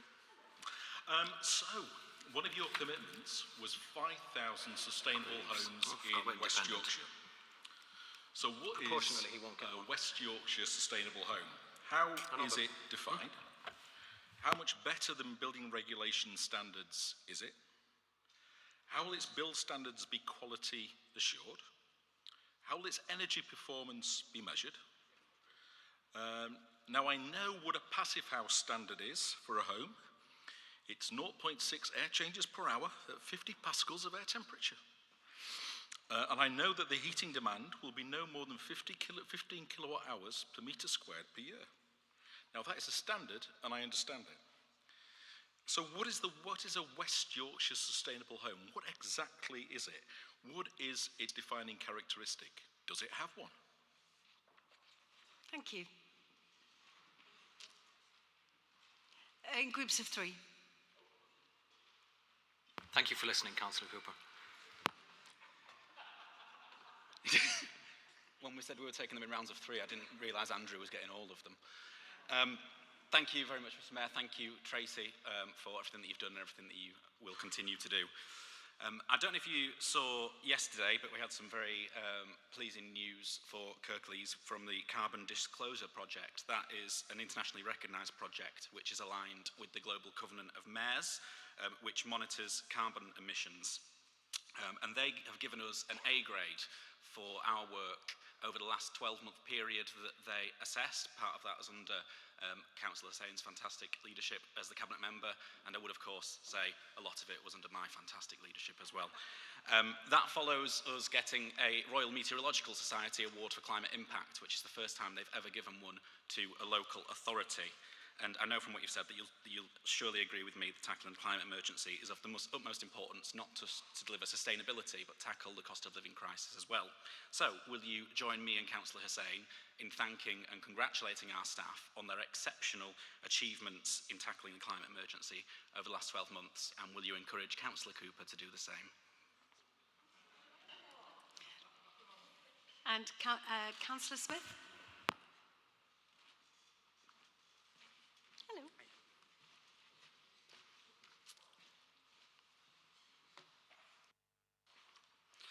Thank you, Mr. Mayor, and thank you and welcome, Tracy. Thank you for attending.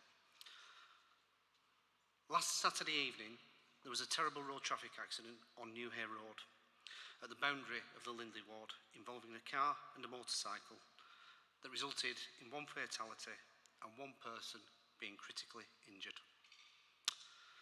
I'm sure that all of my colleagues in the chamber will join me in expressing our sincere condolences for the families. I, along with my ward colleague, Councillor Burke, our neighbourhood policing team and residents, have been pleading for action to reduce traffic speeds and improve safety on this major artery in our area for years.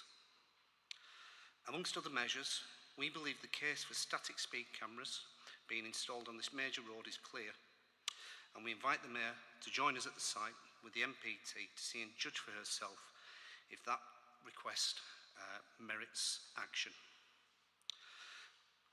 Will the Mayor's Vision Zero strategy finally see an end to the reactive traffic safety policies that have been the policy of this council for too long, and introduce at last a proactive approach to finally making our roads safe for all road users? And when will we begin to see concrete action across Kirklees to make Vision Zero a reality? Thank you. And can I just pass on my condolences, please, to the family and friends. One road traffic death is too many. Please do pass on my condolences. And certainly when I was the MP for Batley and Spen, I sat in too many front rooms, consoling families whose loved ones have been taken from them or harmed, serious harm, which is why I'm really pleased that we were able, in the first couple of years, to focus on Vision Zero. I've tasked Alison Lowe, my Deputy Mayor for Policing and Crime, to chair that board, which I hope you would see that as my commitment to make sure that board is not full of warm words. We have also backed it with substantive amounts of money, 25 million Safer Roads programme, and 125 million for bus and cycle improvement, which is part of CRSTS. And we held a really big event. It was very well attended at the end of October, kick-starting that work to get to a point where we can eradicate all road deaths and serious injuries. But we need you. You're our partners. You're going to help us deliver on this. And it's district authorities, emergency services, road user groups, local councillors, and you can help us get to our ambitious goal. And we need that data from you as well to create the West Yorkshire Vision Zero Strategy 2040. It's due to be released in early 2024. And Vision Zero, I know it sometimes feels like, oh, it's just another board, but it's really successful in Europe. It really does make a difference. It really does bring down those unnecessary deaths. And if anybody has ever seen Dr. Ian Greenwood, a campaigner for Safer Roads, honestly, it's such a powerful presentation. He lost his daughter Alice at 12, and he says she will always be 12.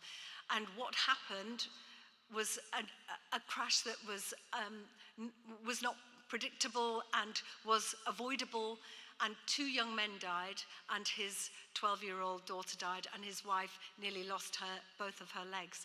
And he has now dedicated his life to campaigning for this. So Break is a Huddersfield charity as well that is working with us, and they've got £20,000 from us. And we've also given West Yorkshire Police £500,000, tackling uninsured drivers, drink and drug drivers, and removing unworthy vehicles, because that's also part of the challenge. So to Councillor Cooper's question, thank you so much for raising that, because sustainable and affordable are incredibly challenging.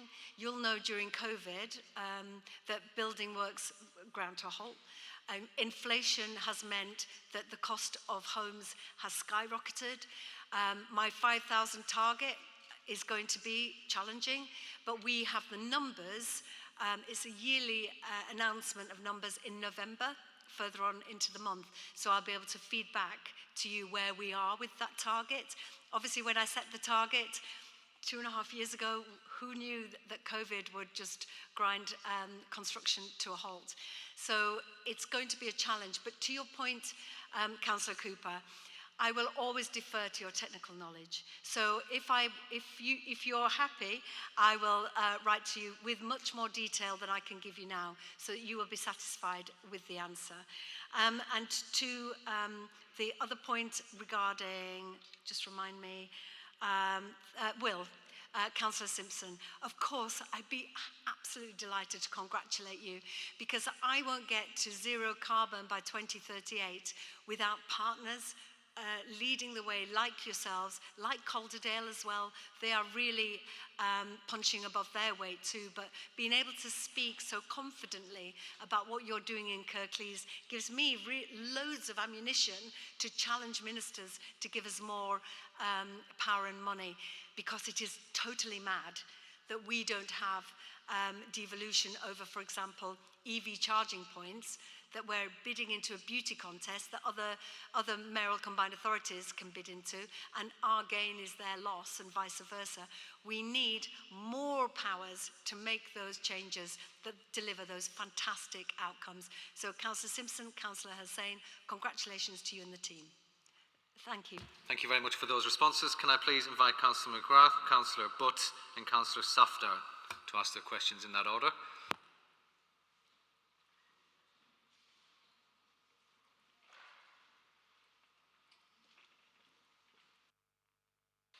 Thanks, Mr. Mayor, and thanks for speaking, Tracy, and coming along. You mentioned the return of the 9.4 million from the West Yorkshire Transport Fund. Can you confirm what we as residents of Kirklees have lost in terms of projects that were to be funded from this pot? And can these return funds be spent on any part of Kirklees, or is it just specifically transport? And if none of the no projects have been put off by this, can we look at reducing the amount we pay going forward, so that we can balance the books in advance rather than relying on the West Yorkshire Combined Authority? Thank you. Thank you. If you can stand by and be ready to ask your question, it'll improve time.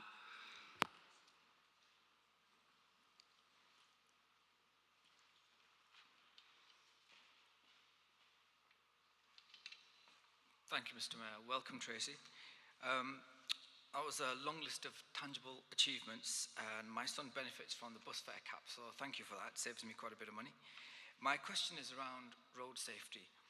The people of Hetmondwike are concerned about careless driving, often coupled with driving under the influence of illicit substances, which can put lives at risk. What are your plans to tackle this in your capacity as Mayor? Thank you. Councillor Softer.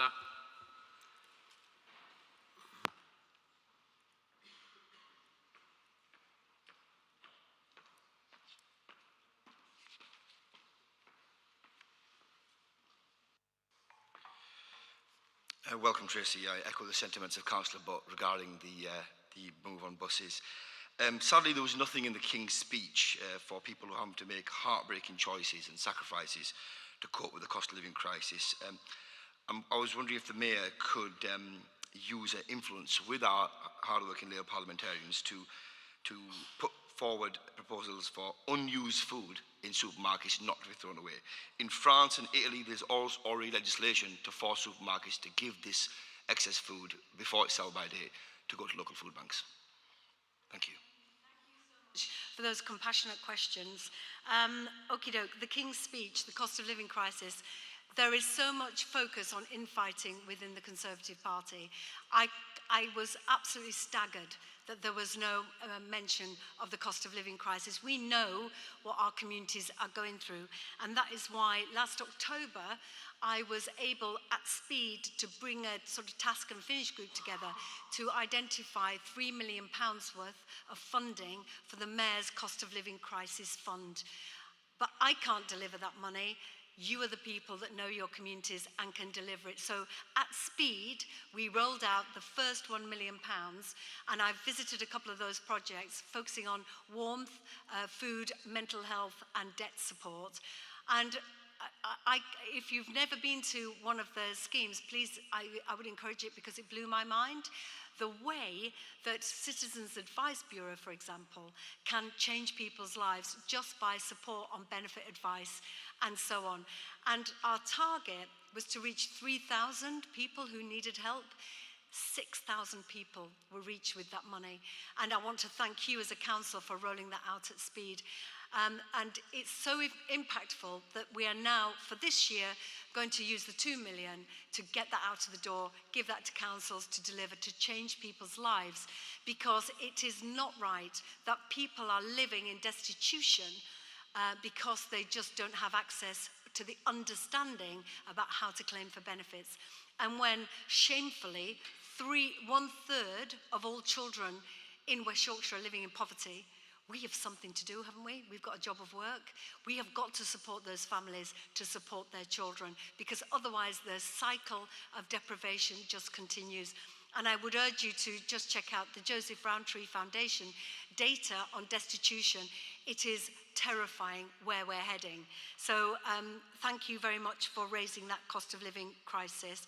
Unused food, I know that that is a legislation issue, so that would be from the centre, but I know there are many supermarkets, Morrison's, Asda and others, Tesco's, that give out to food banks on a regular basis, and councillors are often leading the way there. So thank you for setting up the pantries, thank you for setting up the food banks. So many people would be so adrift without you. My worry is the queues for those food banks are doubling and tripling. We have got to solve the cost of living crisis. We can't just keep giving people food. We have got to give them better jobs. And one of the things that I'm pleased we've been able to do is to widen the eligibility for training from the minimum wage to the real living wage. So 2,000 more people have been able to access free training. So hopefully, with better skills, they can get a better paid job. But the unused food should not be thrown away. It is absolutely wasteful. Drugs and driving, I couldn't agree more that we focus, don't we, a lot of the time on drink drivers. It has been really impactful, the work that we've done with West Yorkshire Police, who I'm proud to say are outstanding. The Office of Police, the IOPCC have said they are an outstanding police force in many of their metrics, and the other metrics that aren't outstanding are good. I have a police force that luckily we are able to work with. And the problem is about drugs is that it isn't just about people behind a wheel. It is also about the criminality around it. We have to intervene with those young people that think that this older person is their friend because they've bought them trainers, or they've taken them out with their mates. This sort of grooming has got to stop, and that's why I'm really pleased that this time round we have allocated £1 million of proceeds of police and crime to go to the Mayor's Community Safety Fund. And just to let you know that a total of 105,000 specifically allocated to Kirklees Council. That's for off-road bikes. But that's intervention with young people where they may be able to get scooped up into more of a supportive system. And also over £24,000 to West Yorkshire Police to specifically increase policing patrols to tackle VOG and police bike operations, as well as working with young people. If I could also just give a quick shout out to our Violence Reduction Partnership. They are the ones working with young people. They are the ones intervening, stopping them getting into a life of drugs and dealing and their lives spiraling out of control. So really important for us. We have to stop drugs coming into our community. Finally, the transport projects. This money was money that was in reserve for projects that have yet not been underway. The money, the transport levy will continue to go into that pot. There will be no project that has had to stop because the money has gone to the local authorities. It is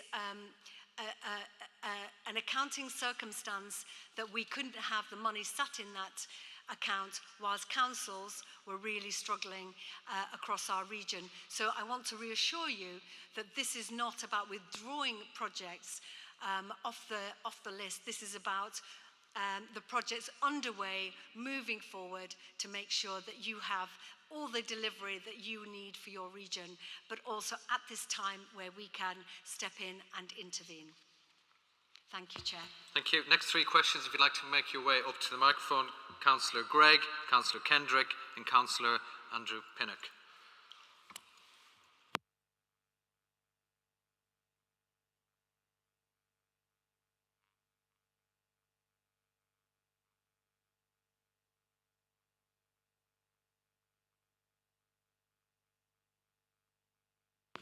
Andrew Pinnock.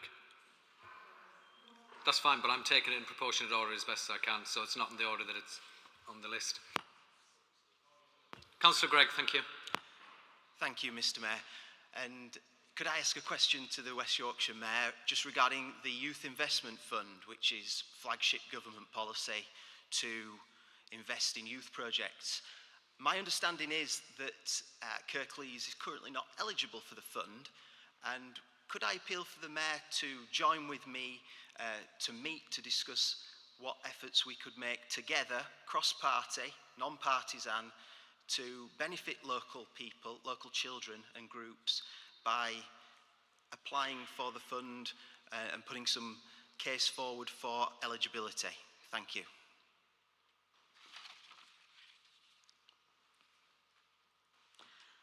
Thank you, Mr. Mayor. Nice to see you, Tracy, again. You've talked about so many things that I could ask about and comment on. Just to say, we've invested a lot in the bread and butter thing, using up food that's long before it's sell-by date. What I want to be is fairly parochial. I think as councillors, we're looking forward in Hetman White to a new bus station. And I'm hoping, I understand that it's due to start in the new year. I hope that's on track. I suppose my personal concern is, I know Hetman White it's rightly named that we have a hub that buses come in and out to so many locations. It's quite a central point. I'm concerned sometimes that the bus companies seem to decide what they want to do, not what the public needs and what we can do to ensure that's done properly. Thank you.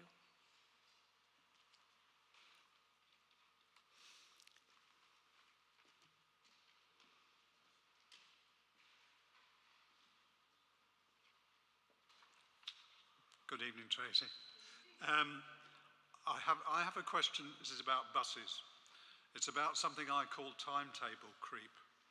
And what I mean by that is that a lot of you will get notices from bus companies saying they are retiming some of their services by a few minutes or so. And we all know, or we suspect we know why they're doing that. It's because of traffic. And I can vouch to some extent from that, having travelled from Cleckheaton to Leeds over 30 years. It's gradually taken longer to get there and back. I suppose my question is, what can we do to ensure that buses are given even greater priority than they have already? And I know this is a question that impinges on the mass transit concept, but I'm not specifically asking about that. It's a general question about timekeeping and speed. Not speed for its own sake, but speed that enables people to get from one place to another in a reasonable time and without too many delays. Thank you. Thank you for those questions. So just to take Councillor Kendrick's point about Heckmondwike. Just for knowledge, the Transforming Cities Fund programme, this is about just transport focused, is investing £83.2 million across Kirklees. Huddersfield Town Centre, we've committed 13 million to Kirklees Council for the Huddersfield Rail Station Connections project. That's walking and cycling across Huddersfield Town Centre to improve access to the rail station. The Combined Authority working in partnership with yourselves, 19.2 million to refurbish Huddersfield bus station, that new entrance canopy and improvements to the public realm. In Dewsbury, 10.2 million, Dewsbury Town Centre walking and cycling, and the Dewsbury bus station has got 13.9 million to redevelop, which is currently working on detailed plans for construction in 2024. The rest of the investment is earmarked for improvements along key transport corridors, the A638, Cleckheaton and Dewsbury, improved connectivity between Dewsbury, Batley and Chidswell, and then alongside this, the Kirklees Council are on track to start the construction of the new bus station in Heckmondwike early in the new year, and it does look lovely. And I think it's going to be a really great focal point when it was pretty windswept before, wasn't it? And a bit tired. So I do think it's going to be a real addition, but I also think and hope that there will be some traffic management that comes with it that stops those needless deaths on that strip by the green that we've seen over the last few years, where heavy vehicles are going through on the green light while others are stopping on the red, turning right. So too many people have been injured in that area. So I'm hoping that we can look at some good traffic measures as well to save those injuries. So regarding the Youth Investment Fund, we can have a conversation about that. I'm happy to do that, to look at what the government were thinking. My understanding is that it was pilots and that they chose themselves where they were going to go. So I'd be happy to look into that in a little bit more detail. The timetable creep. The whole of the network is creaking, isn't it? And that's why we're at a point in the Combined Authority where franchising is our preferred choice. We're now out to the public on consultation, and then in March I'll be making the decision. But we can't make any difference in this timetabling if we don't have the powers. So this is the challenge for us. We have an EP Plus offer, working with bus companies, trying to make the best of what we've got. So we'll have the consultation from the public, and then we'll be able to make an informed decision. But you will see the way that things are going across the country. In Manchester, they've already got the Bean network. In Liverpool, Steve Rotherham's taken the decision to go to franchising. So we'll see.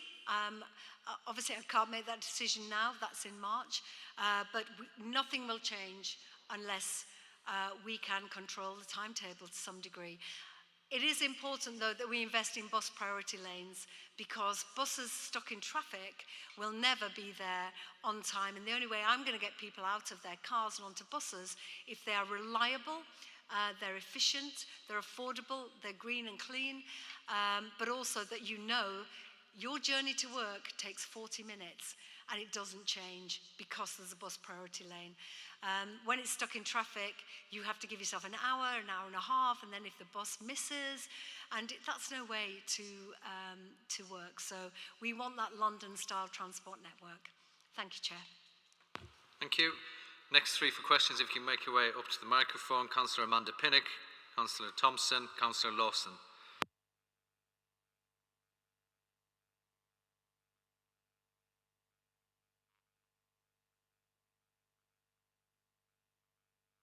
If all three of you make your way up, we can get this done quicker and afford more opportunities for other people to ask questions.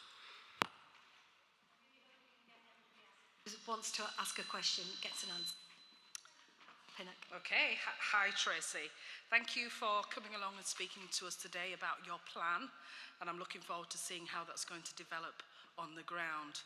Particularly interested to hear about the work that you're championing around women, girls, rape and so on, because we know there's a real issue around women wanting to come forward and them being restricted in doing so because of the lack of criminality as a result of them doing that.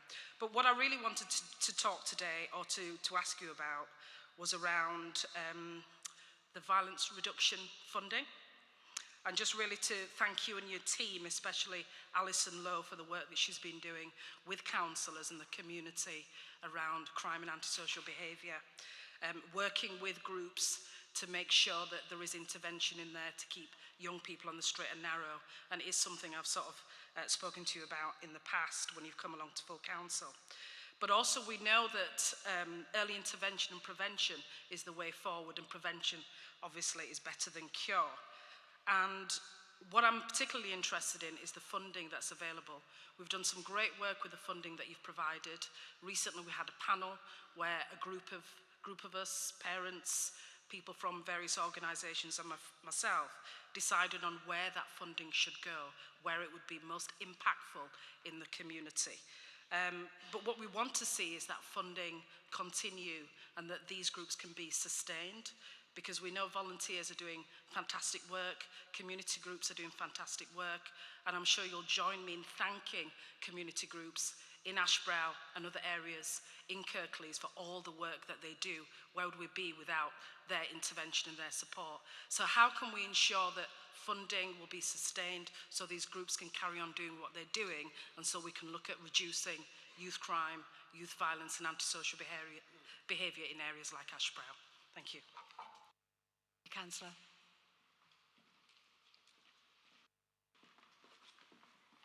Thank you, Mayor. Waited longer than a voter in Batley East.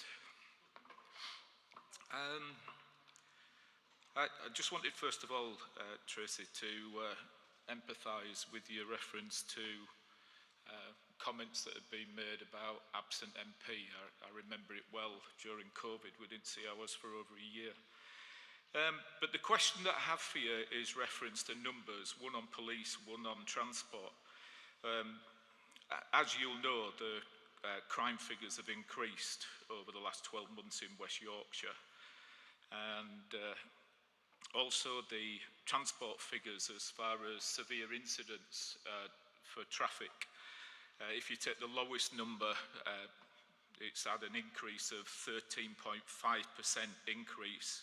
And in Calderdale, it's increased by 62%, the incidents as far as traffic's concerned. So my question is, what would you say about the failure to deliver reference to the police numbers and the traffic situation? Thank you, Mayor.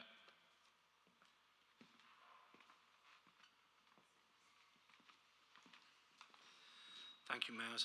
I'll be brief.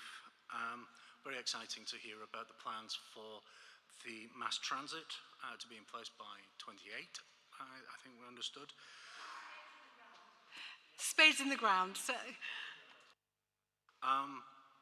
When I was at WICA, we started a piece of work about net gain biodiversity in civil engineering and our own aspirations for roadworks, station building, things like that, and how we would protect and even provide a net gain in biodiversity. And I just wondered how far that had progressed and whether that's an element in our thinking in all of our work now that we do as a combined authority. Thank you. Thank you so much. Councillor Pinnock, thank you for your work that you do in Ashbrow. And it's a really reassurance to me to know that we have brilliant councillors who work collegiately, cooperatively, in their community with great kindness as well, that want to have those interventions. And can I reiterate my thanks to Alison Lowe, who leads right from the centre in this space to ensure that our young people don't descend into a life of crime. And the projects that you refer to are impactful. I think I mentioned last time I came, Safety in Music in Huddersfield, the way that they take young people at risk of grooming and then introduce them into music production. And the young woman I met, who then has gone on to Trinity University, that's the story we want to hear, and that's the work that you are doing. And to your point about sustaining funding is the way we make huge change, because you can employ people, you can have a plan. What we don't want is by the time the plan is in, the money has run out. So that's what we've been pressing the previous Home Secretary to deliver, and that's why we are pleased to say that this money will be rolling over with the Violence Reduction Partnership. That's why we've changed the name, because we'll be working in partnership with you. But just a couple of things about young people. I know that young people are more likely to use public transport, and whilst we have transport police on the trains, we don't have any visible policing on buses. So I was really pleased to be able to pay for the training of 15 PCSOs to go across West Yorkshire, to be in bus stations and on buses to stop crime happening, to stop people being lured into criminality, and also to protect women and girls and to give them that security. And just regarding, I know that in schools that there has been requests and challenges about what are we doing to intervene in schools. But I'd like to just share with you that PolEd, which is police education, is working in 80% plus of the schools in West Yorkshire, delivering on antisocial behaviour modules, on consent, on safe relationships, on healthy relationships. And if you want more information on that, to double check that all the schools in your ward are taking, it's free, taking part in that, I'd be very happy to do that for you. And certainly Operation Gemlock has really delivered for us in getting knives off the streets, but thank you so much for your work. If I may, Councillor Thompson, in the spirit of this evening, we are all collegiate, aren't we? We all want the best for West Yorkshire. So if I may, Chair, not address the question because it refers to Calderdale rather than Kirklees. So moving on to Councillor Lawson's point regarding mass transit, certainly biodiversity really is a priority for us, because we know we can do it cheaply, at speed, and it does deliver for our region. And you will see that in the plans, I would please encourage you to go and have a look at the plans, that the greening and the placemaking for mass transit and the biodiversity attached to that is going to be a European leader. So please do have a look at those mass transit plans that particularly are referring to placemaking. Thank you, Chair. Thank you. Next up, if you can make your way to the microphone, these will probably be the last questions.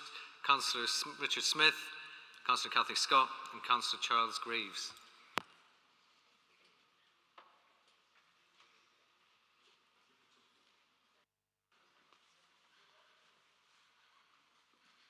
I'm not sure which order we're going in, but I got here first.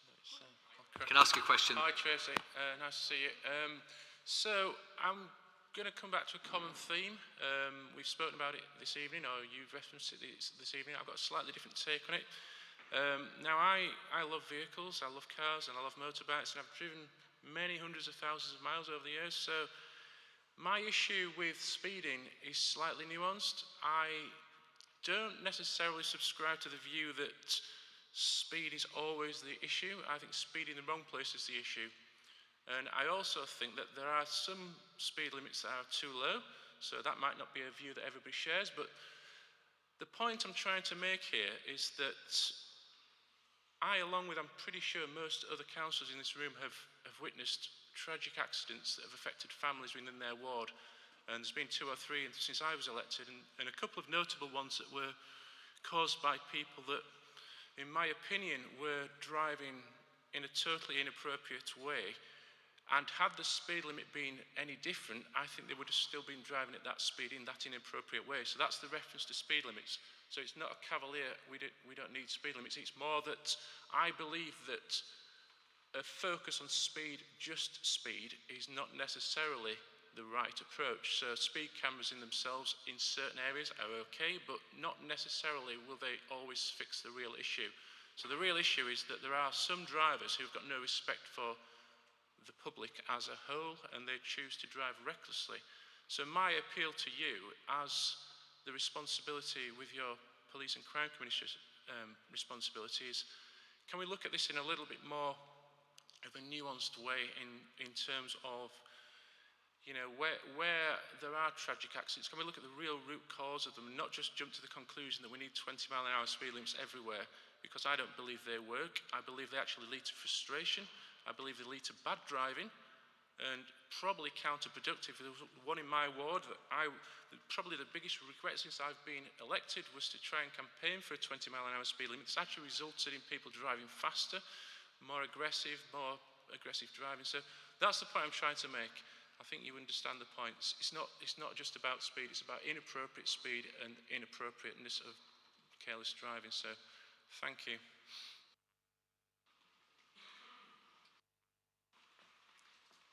Thank you. My question relates to the return of the money from the Transport Reserve. So it couldn't have come at a better time. But my question really is what further reserves and funding does the Combined Authority hold? And how much of that could be returned or passed on to Kirklees to help with its budget crisis? Thank you. Good evening, Tracy. And I'd just like to put on record, we are a welcoming authority, despite something that was said earlier in this chamber, so you are welcome. So thank you for your commitment to us here in Kirklees, and can you convey this to Alison Lowe as well for the tireless work she does, because she often doesn't get mentioned, but she's very committed. But I want to put on recognition the multitude of things that you do support, and what's key here, you said it tonight, is the partnership working and across authorities. So these are challenging times, and in particularly on costs and projects which are having implication on delivery. Please can I ask you that you continue to commit to Kirklees funding in the event of shortfalls, and also support us in delivery in anything that we do, because you are an ambassador not only for West Yorkshire but also for Kirklees. Thank you.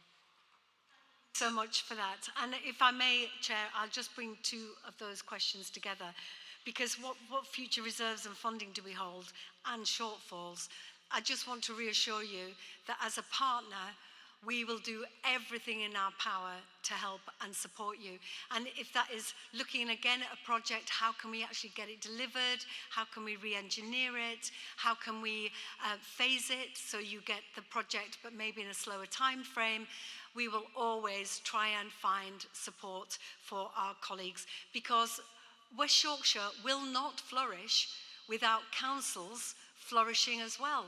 We can't be that we are giving money to councils to deliver on transport projects, but then they don't have the staff to be able to deliver that project.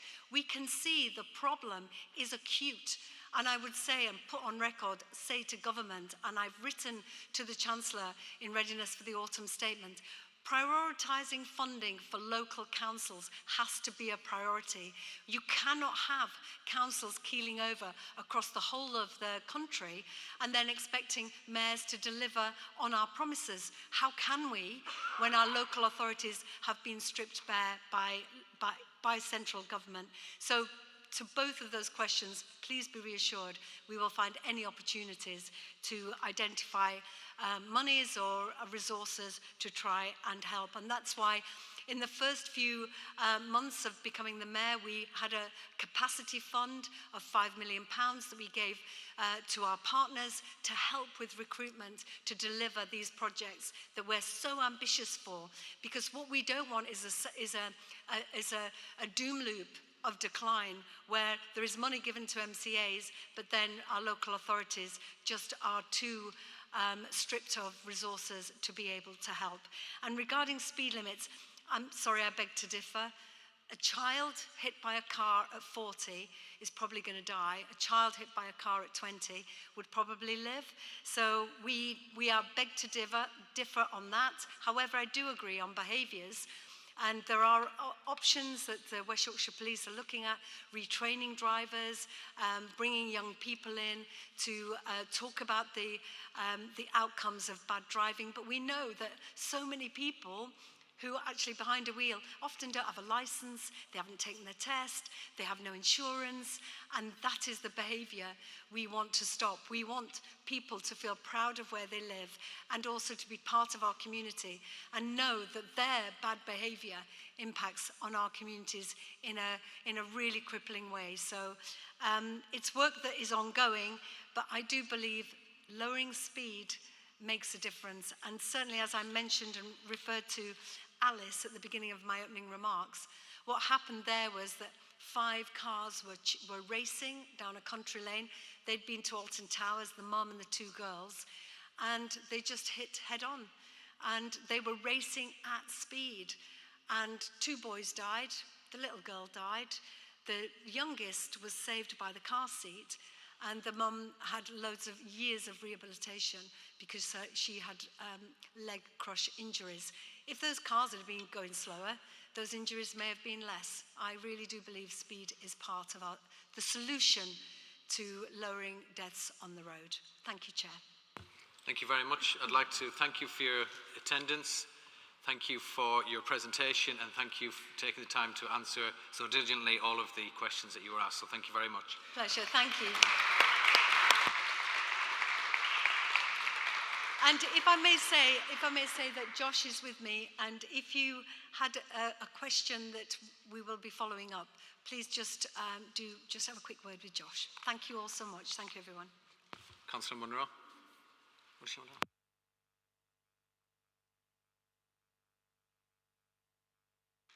Thank you, Mr. Mayor. I'd like to move agenda item 15 that is dealt with now. Thank you.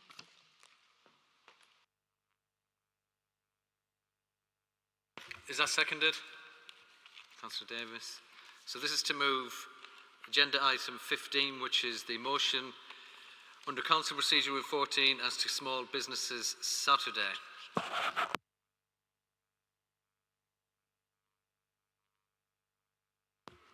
Are we in favour of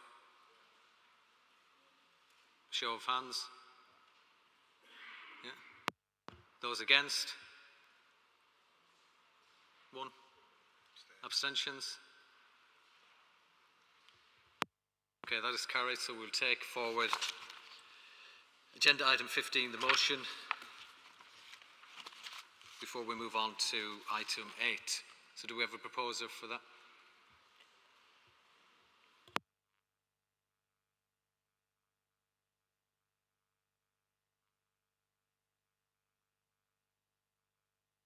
Mr. Mayor, I'd like to propose that we approve this motion.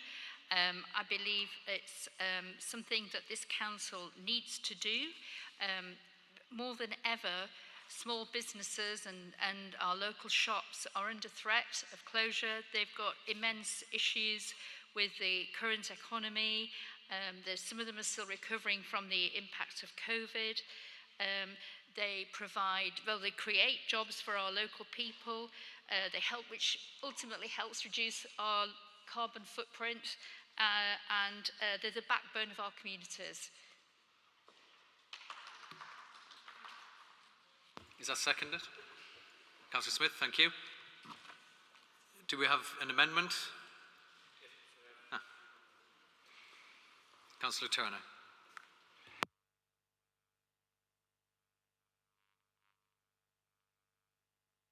Mr. Mayor, everybody's been circulated with our amendment, so I formally move this amendment.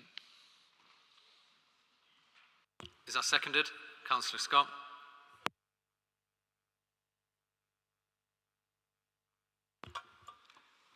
Councillor Munro.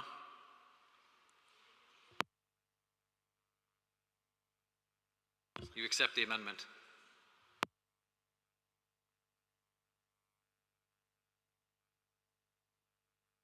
Are there any questions or comments?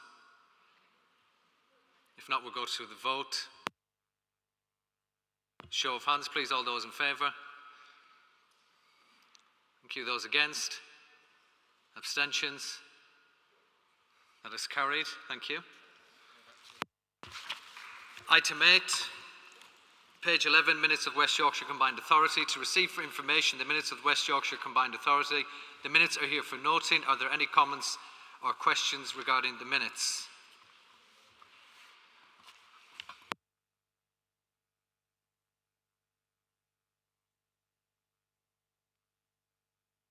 If not, we'll move on to item 9, page 25, Kirklees Local Plan, an update reference from Cabinet. Councillor Turner.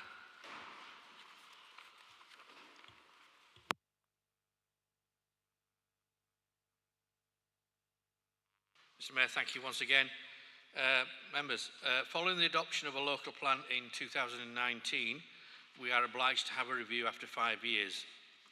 I think we can all accept that since 2019, many things have changed and the current plan is not working. It's not delivering sufficient homes to meet our housing targets, as we are required by the government, and it's marginal on industrial land allocations.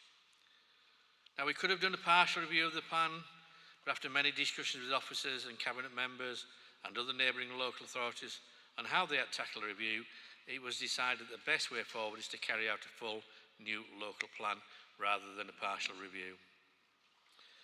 As you well know, this is a very time-consuming and lengthy process, as can be seen by the likely timescale set out on page 43 of today's agenda. I do believe it's in the best interest of the Council and its residents to produce a new plan.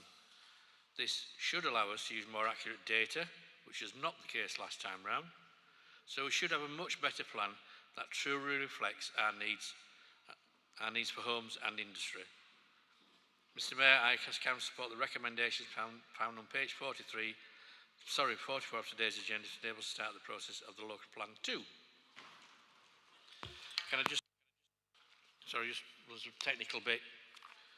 Council approves the commencement of a full update of the Kirklees local plan in accordance with the statutory process as set out in the Town and Country Planning Regulations 2012. Point 2. Council approves the funding of the update of the Kirklees local plan, estimated at £2 million over a 5-year period, including utilising funding from Leeds City Region, Business Pool and other funding sources. Thank you. Thank you. Is that seconded? Councillor Scott, thank you. Are there any comments on this matter? Councillor Taylor.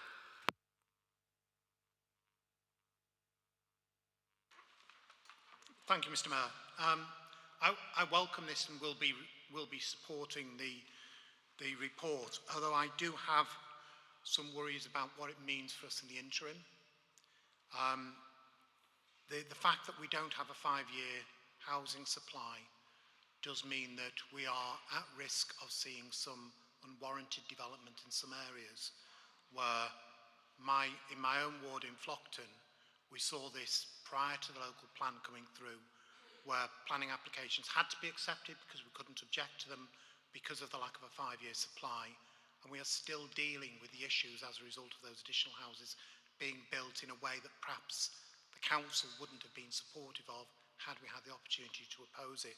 So it's a plea from me really to say that can we, if we do start to get our safeguarded areas brought forward, we do look at them rigorously and try and defend where we can those areas where perhaps it is inappropriate really for that development to be made.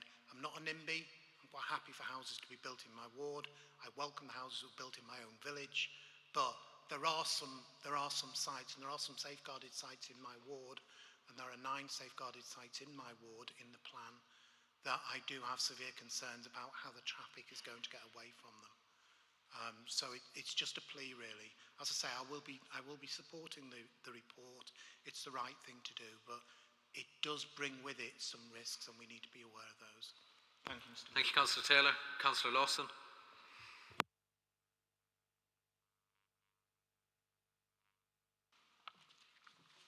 Thank you, Mayor. We welcome the report in front of us. It's something that the Liberal Democrat group have been calling for some time. Led by Councillor Munro, we have long maintained that the original plan was flawed and needed a root and branch revision. Thanks to officers who worked on this report, I know that there is a lot going on in your world at the moment that we don't always have sight of, and I'd point out to portfolio holders that it's their responsibility to make sure reports are fit to go to the public when we receive a report like this. So having been gnashing at the bit for a review, our group will of course be voting for this so it can proceed. But this is just of course the start of a long process, and there must be a lot of work from all sides to get it right. One of the things that seems to go consistently wrong in the last plan, aside from the housing numbers and reallocations of Greenbelt that didn't deliver what was promised on the label, that was the public's understanding of what was happening in their communities. In our wards, the Liberal Democrats made it their duty to inform residents of neighbouring allocations in the first plan. We also informed them of the opportunities that they had to attend public meetings with the planning inspector. And I can't help thinking that that was somehow the wrong way round, and that the council surely had that duty to publicise that at the local level, and not in broad comms that's, let's face it, has high ignorability.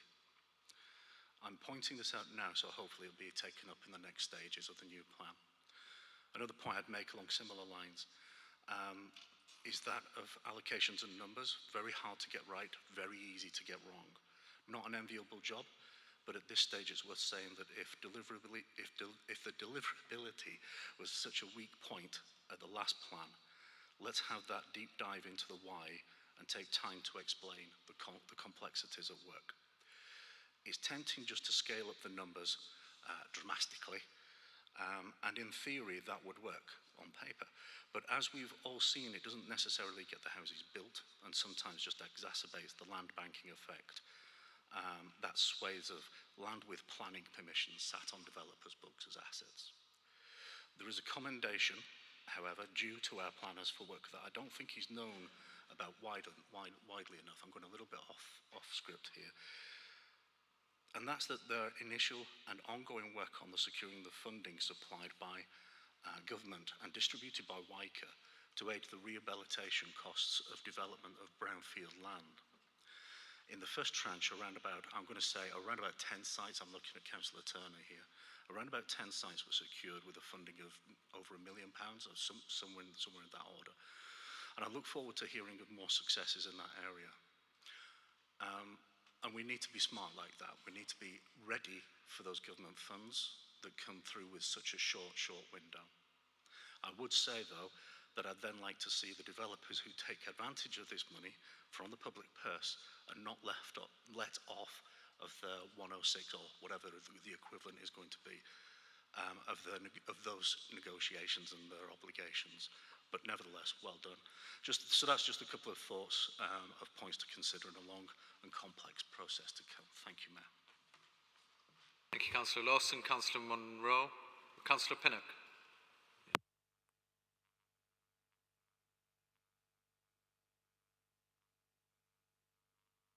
Mr Mayor, I'd just like to say a few words. I feel it's a real shame this council have taken so long to announce a review of the local plan, but I do welcome it. It was a huge issue for me that outdated data was relied upon to calculate housing need for the target for the local plan that that's just been terminated in the first place. It set unrealistic targets for housing numbers when far fewer are actually needed. Additionally, I felt it was an opportunity that was missed with the council only declaring a climate emergency a month prior to the adoption of the local plan, which meant that it had no real influence on the local plan, and the impact of our warming climate and achieving net zero were not factored in. And it's quite clear only 4 years later, since its adoption, that our environment and climate change are a priority for any revised plan. I sincerely hope a fully updated plan will address this and be realistic in terms of actual numbers of houses needed. I feel there are many other issues I would like to see addressed in a revised plan, such as a greater focus on residents' health and well-being and the cumulative impact of housing developments on an area and building on sites which may have an adverse impact on flood risk for existing houses. Thank you. Thank you, Councillor Munro. Councillor Pinnock.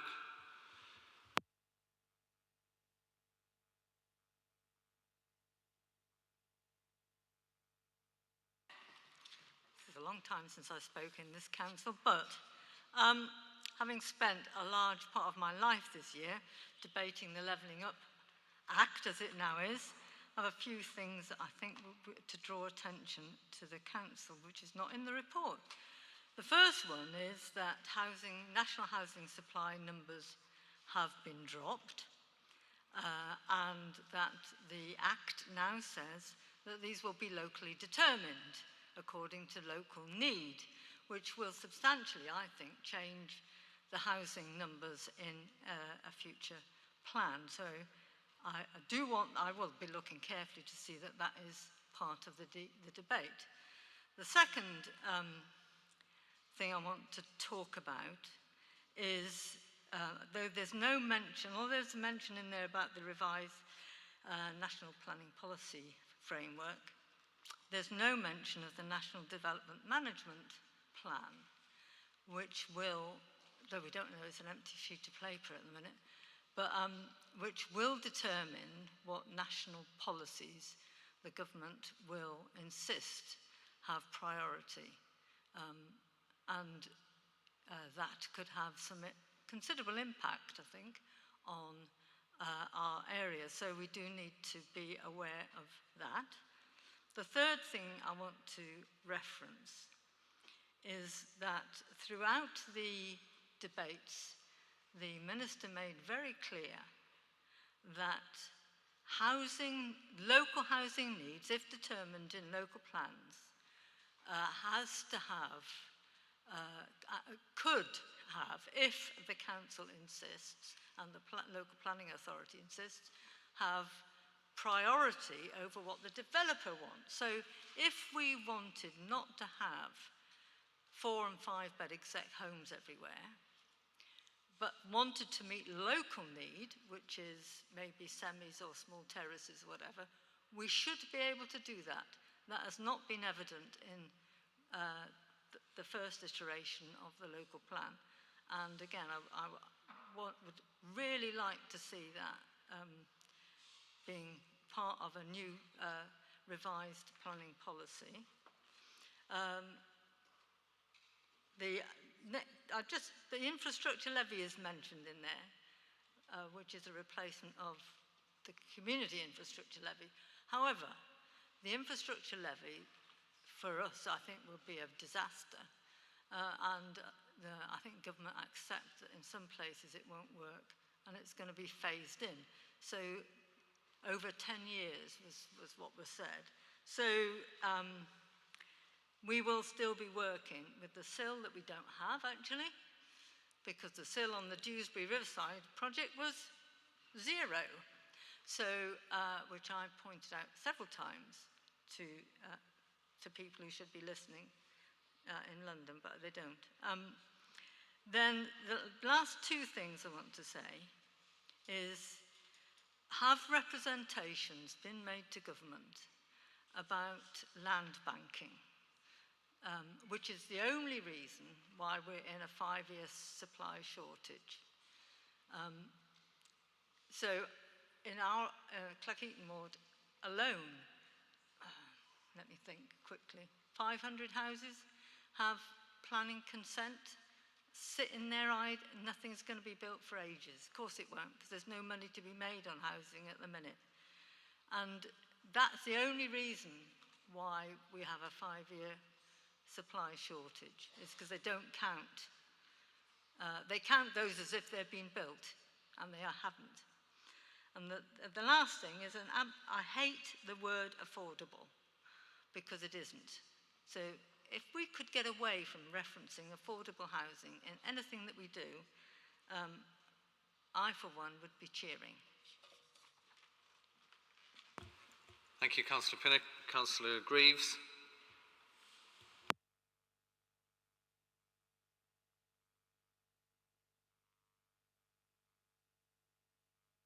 Mr. Mayor. The point I wish to raise relates to page 48, and it's the paragraph badged as A2, and it's about the objectively assessed need. The issue with the objectively assessed need is it's not objective. So using the government's rules, which we're required to do unless there's exceptional circumstances, and I think it's really important that this council really does look to see whether there's some exceptional circumstances. We have to use the 2014 based household projections, which were really, really high. Since then, the 2016, 2018 and 2020 projections have been released, all showing much lower numbers, and I think the 2022 ones will be out soon, and I imagine that they will follow that trend. Government's insisting on using the 2014 because well, I don't really know why they are, other than what it does show is a much greater need than really exists, and certainly all the evidence that's come since then would prove that to be the case. So a genuine objectively assessed need would be based upon a blend of the more later ones, and if that were the case, the delivery target, the objectively assessed need would come down substantially and would actually be much closer to what our delivery currently is. That would then help in terms of achieving a 5-year supply, because the 5-year supply would, the target would reduce, but also the ability to meet it would be much easier. So the government makes the rules, and we have to follow them, but there is a bit of wiggle room in terms of if we can justify a departure from the 2014 household projections. And I would really want to encourage officers, when they're doing the review, to look at that opportunity, because it will, if we can bring that target down, it will put planning back in the control of Kirklees and planning committees, and it'll take it out of the hands of effectively government. So whilst there might not be a centralised target anymore, this household projection, this unobjective approach, really does drive a backdoor target, and it's something that has been in sight for some time, and if there's a chance not to build that into the plan review and to actually get a genuinely objective assessed need, I think that would be to the good of all. Thank you. Thank you, Councillor Greaves. Councillor Gregg.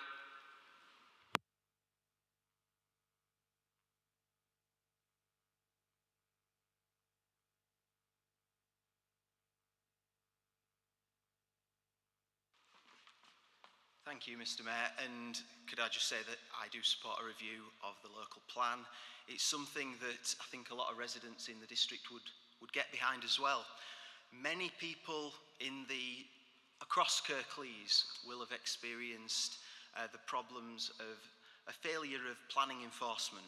Now, there'll be debates on who's to blame for that, whether that's central government policy, as the Labour councillors might point to, or whether it's lack of enforcement within the town hall and the lack of robustness. And I'm referring to when developers fail to meet the responsibilities after building fantastic new houses, but then don't fulfil their obligations when it comes to putting roads and pavements in place. I've seen this in my own ward of Lindley. I know it's happened in other parts of Kirklees as well, in Dewsbury. So with regards to the review, if officers can really have grasp the bull by the horns when it comes to planning enforcement, how this council are going to address problems that might arise in future, where you have developers failing to meet their responsibilities, putting families, motor vehicles and families' children and health at risk by shoddy workmanship on the roads that haven't been finished. Now, this is something that I think we could maybe look towards getting some support for, and if it can be put forward within this review, that would be much appreciated. Thank you, Mr. Mayor. Thank you, Councillor Gregg. Councillor Richard Smith.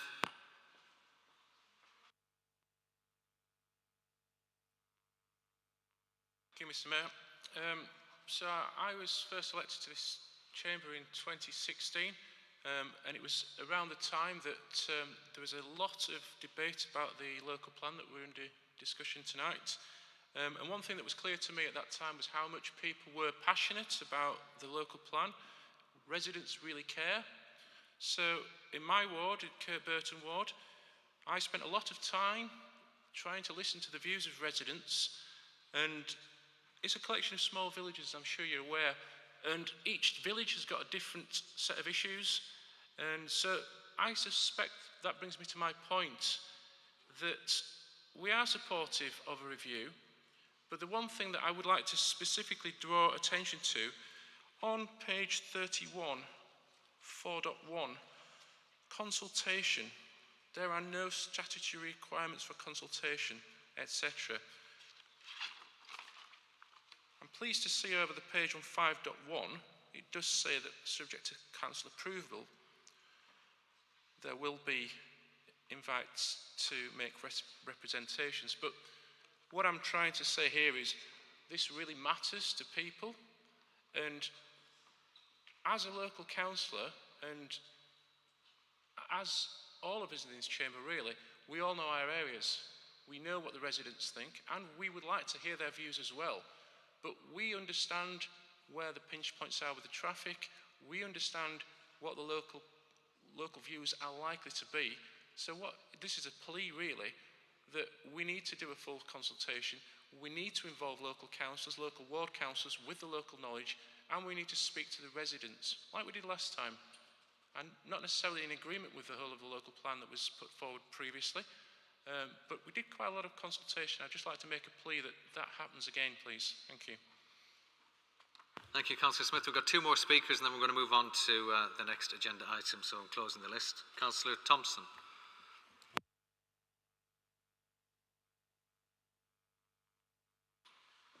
Thank you, Mayor.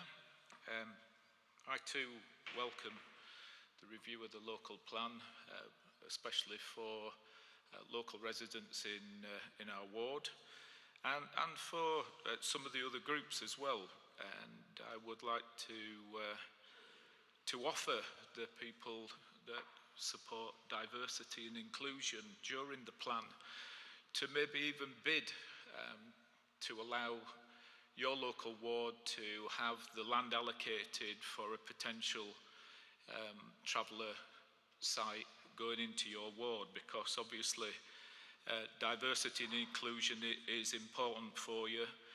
A lot of our residents have objected to it since 2018 when I became a councillor, so I welcome it with open arms. Thank you. Thank you, Councillor Thompson. Councillor Andrew Pinnock.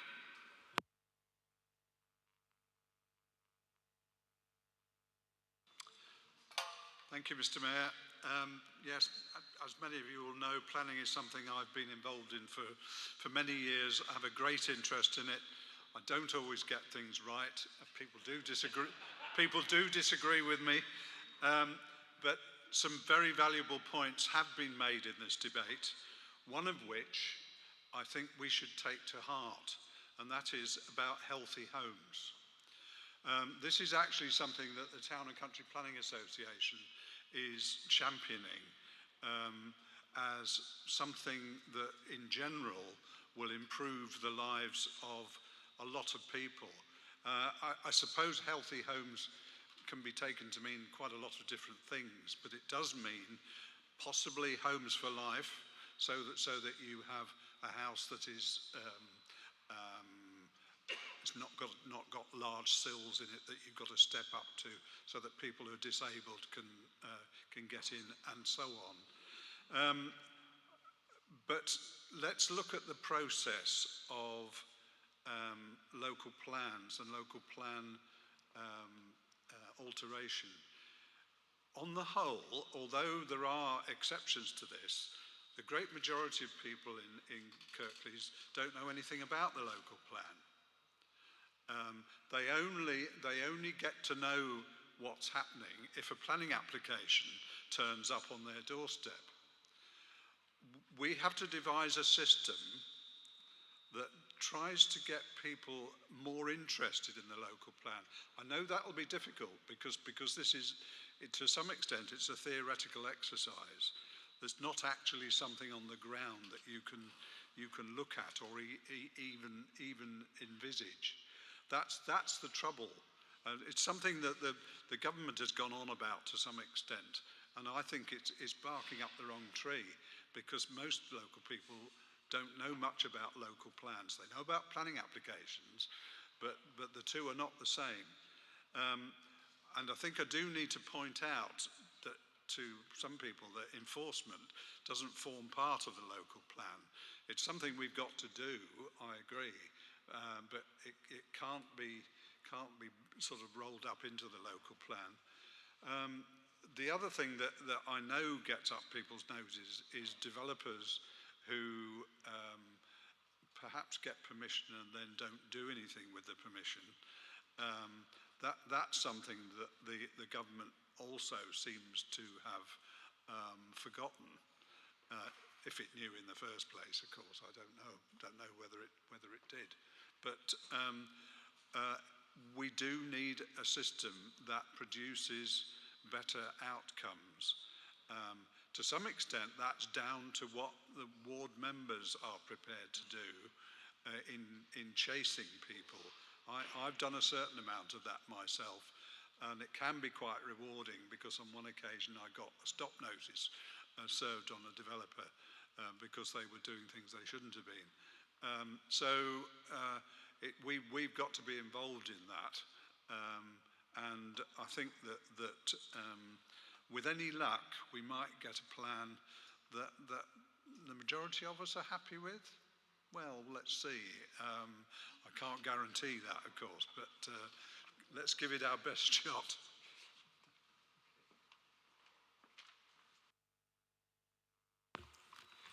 Thank you, Councillor Pinnock. Right of reply, Councillor Turner.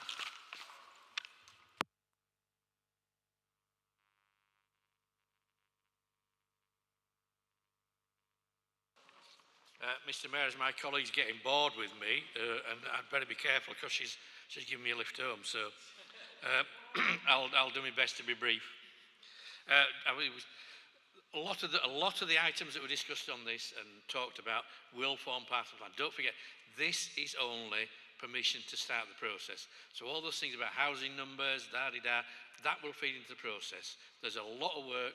Those of us who've been around and came through the last local plan knows how much work's involved. This will take a number of years, and it's really, really hard work. So a lot of those things, housing design, quality, etc., they will feed into that process. And I'm hoping you will all willing to take part in this process, because it is a major piece of work, and it will set the tone and future of Kirklees, hopefully a bit longer than the last local plan, but for many, many years to come if we get it right. So just on John's, you're absolutely right, John. We haven't got 5-year land supply, and that's partly because of the stupid numbers we had to put in the last plan, which were 2014 figures, which have been pointed out, which were wildly inaccurate. We are aware of it. We've had many, many discussions around this, and this doesn't feel quite like the Paul issue, where land was more for a free-for-all. There's not as many sites as in this plan. In the local plan now, so we don't think we'll have the same level of pressure we had before, or I'm optimistic we won't. Some of these sites are challenging. We know the market's not great at the moment, so if you are a developer, why would you try and push on a site that is challenging? You'll pick something that's relatively easy or easier, and some of these sites are challenging, and that's why they already haven't been built on. So I don't think it's going to be a free-for-all like it was before. No doubt sites will come into play, but as I said, I don't think it's going to be quite a Paul situation. And somebody said you'd like to get a majority. There'll probably be a majority, otherwise you'd have a local plan. What I'd like to do is everybody agrees to it. I believe in utopia, and we might all sit here next door in a few years' time and go, this is great, but we all know that's not going to happen. But we'll do as best. The plan didn't deliver, it's not delivering, we all know that. The numbers on some sites were optimistic to say the least, and that's partly due to the process. Once you get on site, once you start looking at drainage and sewage and all the infrastructure that's needed, the numbers don't stack up always. So that's again, we didn't get those numbers right, but there's lots of reasons. Somebody mentioned brownfield, and we do apply for as much fund as we can on brownfields, and I'd like to see as much brownfield brought back into use as possible. The problem being is most of the houses in this country are built by developers who look to their shareholders, to their bottom line, and it's more expensive in most cases to build on brownfield than it is greenbelt. So unless government brought some sort of legislation in, and I'm looking to Baroness Pinnock, who's got much more opportunity than I have to do this, to force developers, a little bit more than me, to actually make sure brownfield sites are used, I think we stuck with this situation because developers will chase the book and they will look for the easier sites. So, but it would be nice if we could do something on that. I sat on planning for 9 years for my sins, and land banking used to really, really irritate me. It irritates me now, but there's no legislation to prevent anybody. There are sites that I drive past occasionally, or some on a regular basis, that I agreed 7 years ago, and you know what? There's not a brick there. There's nothing. They haven't even bothered to weed sites. It's just ridiculous, this land banking. And somebody said we would have met our targets. We would, if they develop them. We give permission. This is the problem with the system. We give permission, so we meet our targets, and then the developers go, well, we'll do it sometime in the future. When market circumstances, we can make a bit more money, or we can sell it on. There's many, many sites that we know have been through several owners before anybody's got around to putting a brick on it. So land banking is a national issue. I don't know how you deal with it. I wish the government would deal with it, because it wouldn't only just benefit us, it would benefit every single council in this country, I believe. But we'll wait and see. Yeah, I agree, 2014 figures, I hope they're not going to happen, but we're a long way off getting to that point of our starting allocated numbers. And as we've seen in the last few years, lots can happen between now and getting to that point. There may be changes in legislation. There may, hopefully, be a change of government, but who knows? We'll wait and see. Enforcement.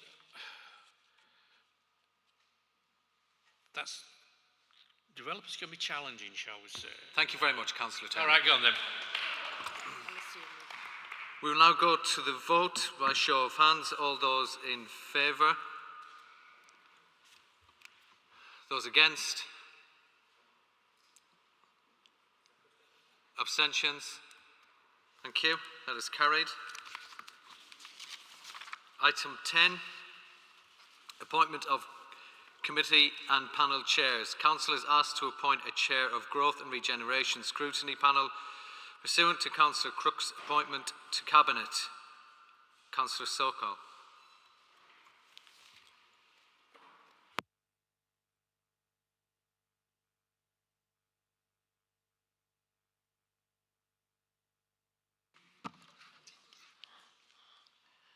Mr. Mayor, I move that the nominee as set out in the report be amended and that Councillor Shabir Pandor be appointed as Chair of the Growth and Regeneration Scrutiny Panel for the remainder of the municipal year.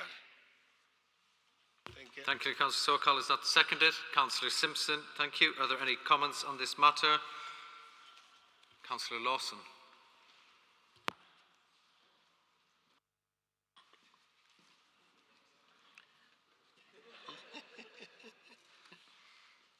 Thank you, Mayor.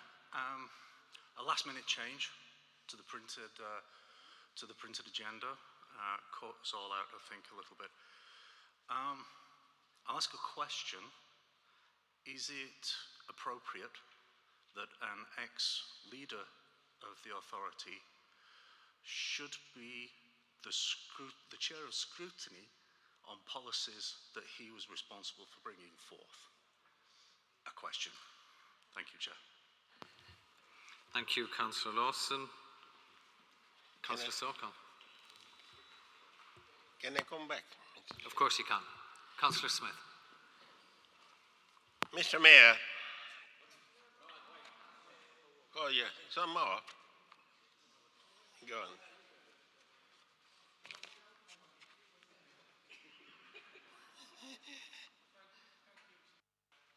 Is this on? Yeah, thank you, Mr. Mayor. So, Councillor Lawson said more or less word for word what I was going to say. Nothing personal, Shabir. You know, as an individual, you and I get on very well, but to be quite honest with you, this is not right. You know, I mean, every decision that this is going to scrutinise is something that was done under your watch. You were a long-time leader of this council. The blueprints and every major decision that this council has taken, you were at the helm of the council, and you know as well as I do that you cannot scrutinise your own homework. You know very well that this is totally inappropriate. So, you know, do the right thing and just, you know. I would like to propose Councillor John Taylor as an alternative. John has served on scrutiny for several years, and as a former chair of this committee, I believe he's very well placed to be the chair of scrutiny. And I also think it's absolutely vital that, sorry, I mixed my word, chair of scrutiny panel. Thank you, Liz. Yeah. However, the point I'm making is, as the administration marking its own homework, it's just not the right thing to be doing. I chair a scrutiny committee in the West Yorkshire Authority, and there are strict rules about political parties, which is why Trace is the mayor and I'm chair of scrutiny. And I think we should respect that in this instance. Thank you.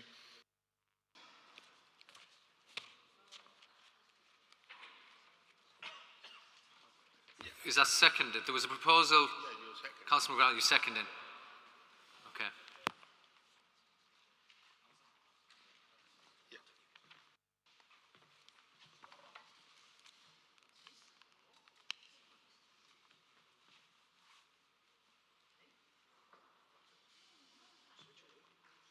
I seconded.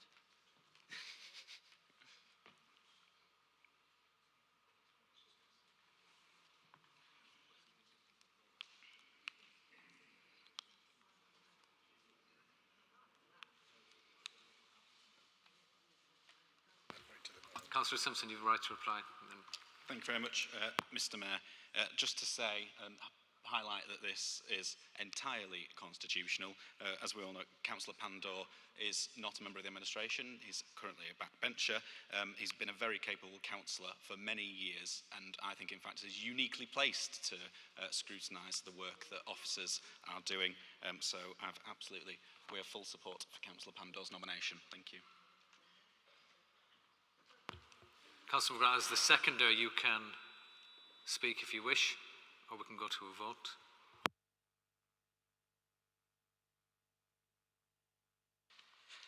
Yeah, I'd just like to back up why I seconded John. I think he's both got the experience and the understanding to uphold the integrity and purpose of scrutiny, and I think most of you do too. The minute you start scrutinising your own work, you do have to question whether scrutiny is fit for purpose. And yeah, whilst I know it's a majority council, I'd like to hope that some of the reasons why he's no longer leader may be the reason you shouldn't have him running scrutiny. Thank you, Councillor McGrath.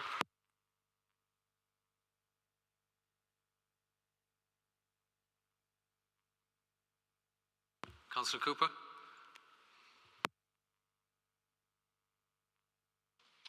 I don't think we should make this an either or. It's not sort of Councillor Pandor or Councillor Taylor. I think really... Councillor Cooper, have you got a point of order to raise? Yeah, the point of order is that I think what we should be saying is that Labour come back again with another nominee who right, might Councillor be more Cooper, acceptable. that's very kind of you. You can take a seat now. You're wasting my time. You'll do it once, you won't do it again. Fooling me. Okay, we're going to go for the... on Councillor Pandor first, in alphabetical order.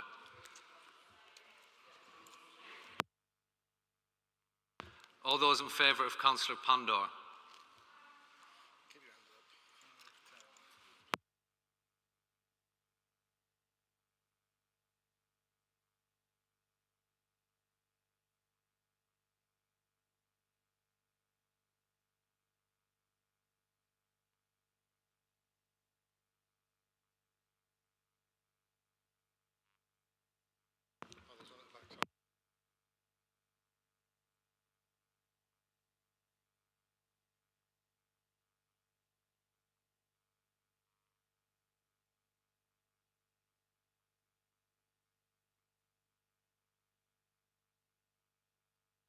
Okay, thank you. Councillor Taylor. All those in favour?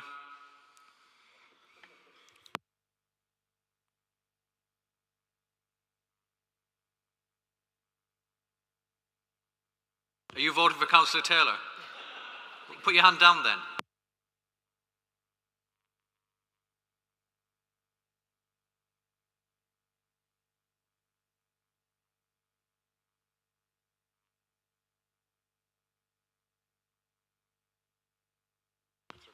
So that was either 15 or 16 if we include Councillor Cooper for Councillor Taylor, and 30 for Councillor Pandor. Because we don't need to. It's a majority. Thank you, Councillor Cooper, for your concerns. That's democracy for you. Okay, so Councillor Pandor, that's...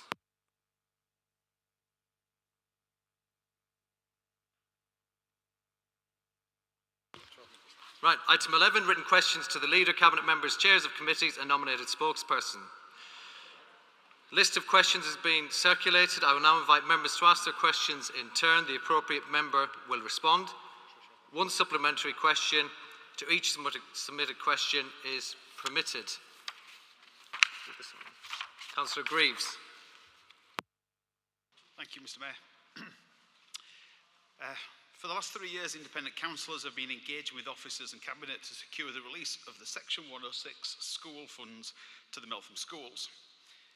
In doing so, we have discovered that this council is currently sat on 1.6 million of funding for schools in the valleys, and all that money has come from housing developments. Some of this money has been held for many years, and there is more money to come in the future. This money is ring-fenced for the schools named in the legal agreement. It's not part of the council budget. It can't be used for any other purpose than to fund the schools for which it was claimed. And the council can either work with the schools to develop suitable uses for the money, or it can choose to continue to sit on the money and ignore the needs of our schools, or it could choose to return the money to the developers. As Councillor Turner said at the last meeting, we're not wanting much, we just want our fair share.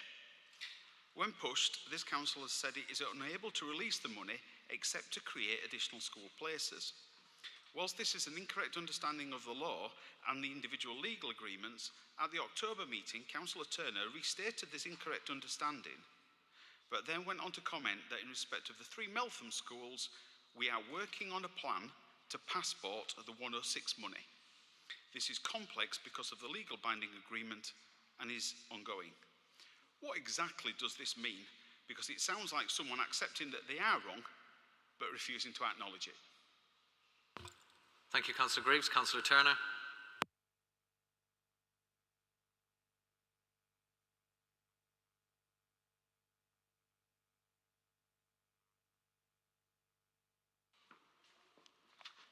Mr. Mayor, thank you. Charles, thank you. The Council is very successful at negotiating and securing developer contributions through its planning process. The delivery of Section 106 money is complex and tightly governed by legislation.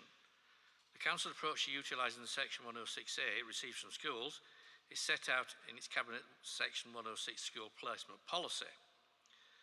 We recognise this policy has been in existence for a long time and needs updating to help spend Section 106A monies for schools. At present, officers are looking at ways that monies that we receive which are not required for identified school projects can be released to specific schools in legal agreements.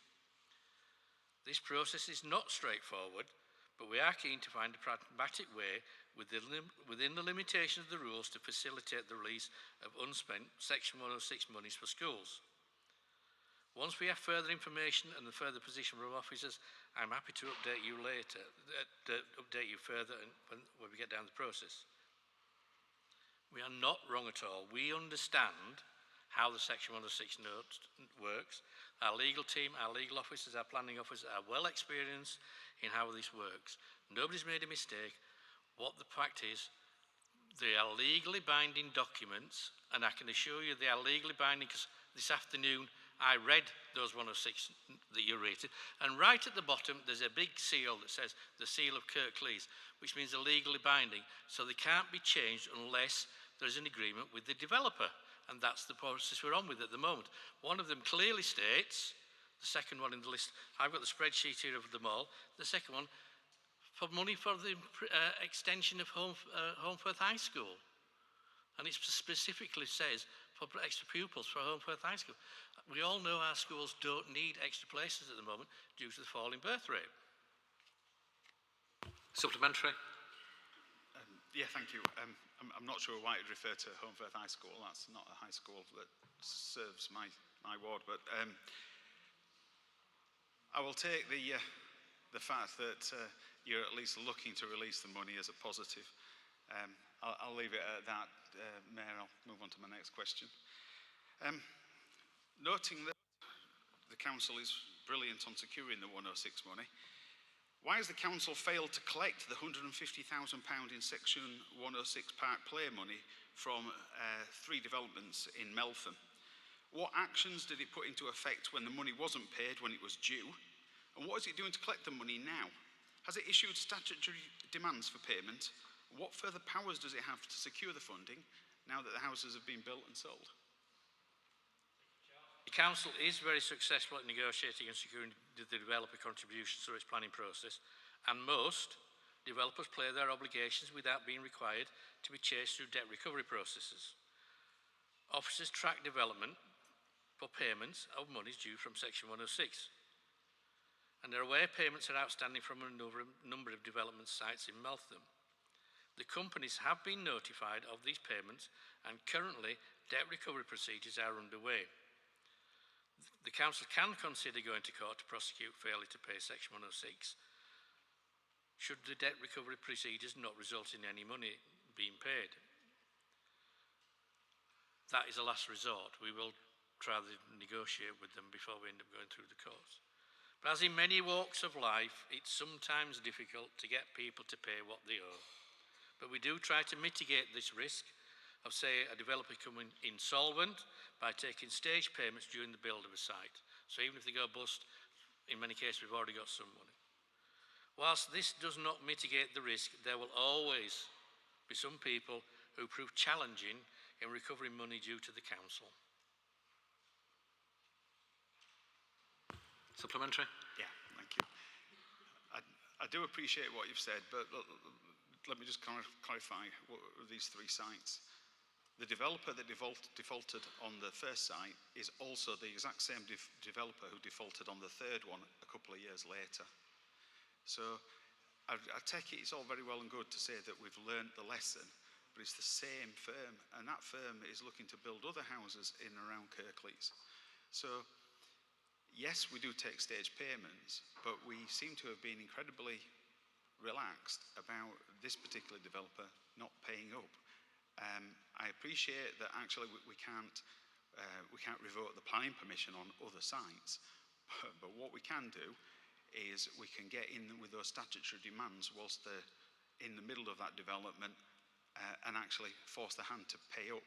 And I wonder why we have not done that, why we have allowed them for such a long period of time to not pay. And I think the lesson that they have learnt is if they just close their ears and tell Kirklees to sling the rook, we do. So they won't pay. So the talking bit, I think that's what's been happening for the last couple of years. I think the talking needs to end, and I think statutory demands need to be issued. And if that leads to the winding up of that developer, then I think that would be a very good message to send to every other developer that's looking to build in Kirklees. Process is you cannot take into account previous performance of a builder. So yes, we know, we've all met them probably. There are developers who haven't quite met their obligations or have tried to get around it in the past, and then they put another application in. That previous bad behaviour cannot be taken into account in planning, and perhaps that's something that the government may look at as if we ever get a new planning legislation. It seems to be moving incredibly slow. Perhaps that's something that could be looked at in any new planning laws, new legislation that we seem to be waiting for forever. Because that's a challenge, isn't it? We know some of them, from our past experience, are probably going to try it on, but we can't stop them because the planning process doesn't allow. So that's why we put stage payments in, and we chase those stage payments. And that's probably as much as we can do, because the planning system doesn't allow us to take that bad behaviour into account, unfortunately. And I think it should.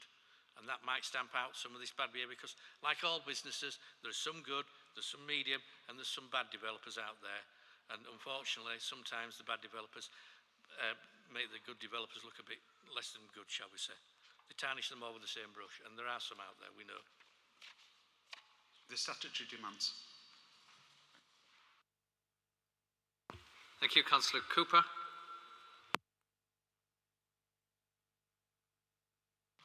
Are the recent increases in the Kirklees Council allotment fees legal?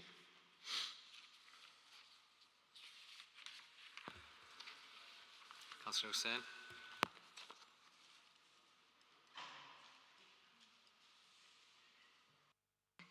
Yes, they are legal. Thank you very much. Supplementary. Member aware that Reigate and Banstead Borough Council were successfully challenged in the High Court when allotment fees were raised by 300%, not the 596% that Kirklees Council is imposing with its increase. The judgment said that the council could not raise rents in isolation of other types of recreational amenities, as that would be discriminatory and unlawful. Bolton Council backed down from imposing its 700% allotment fee rise on that basis.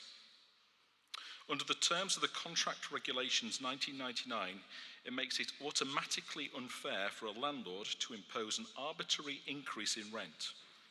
Guidance by the Office of Fair Trading on unfair terms in tenancy agreements indicates that unless increases are linked to such external factors as the RPI or evaluated by an objective person independent of the landlord, they may be deemed to be unfair under Section 3.102 of the guidance.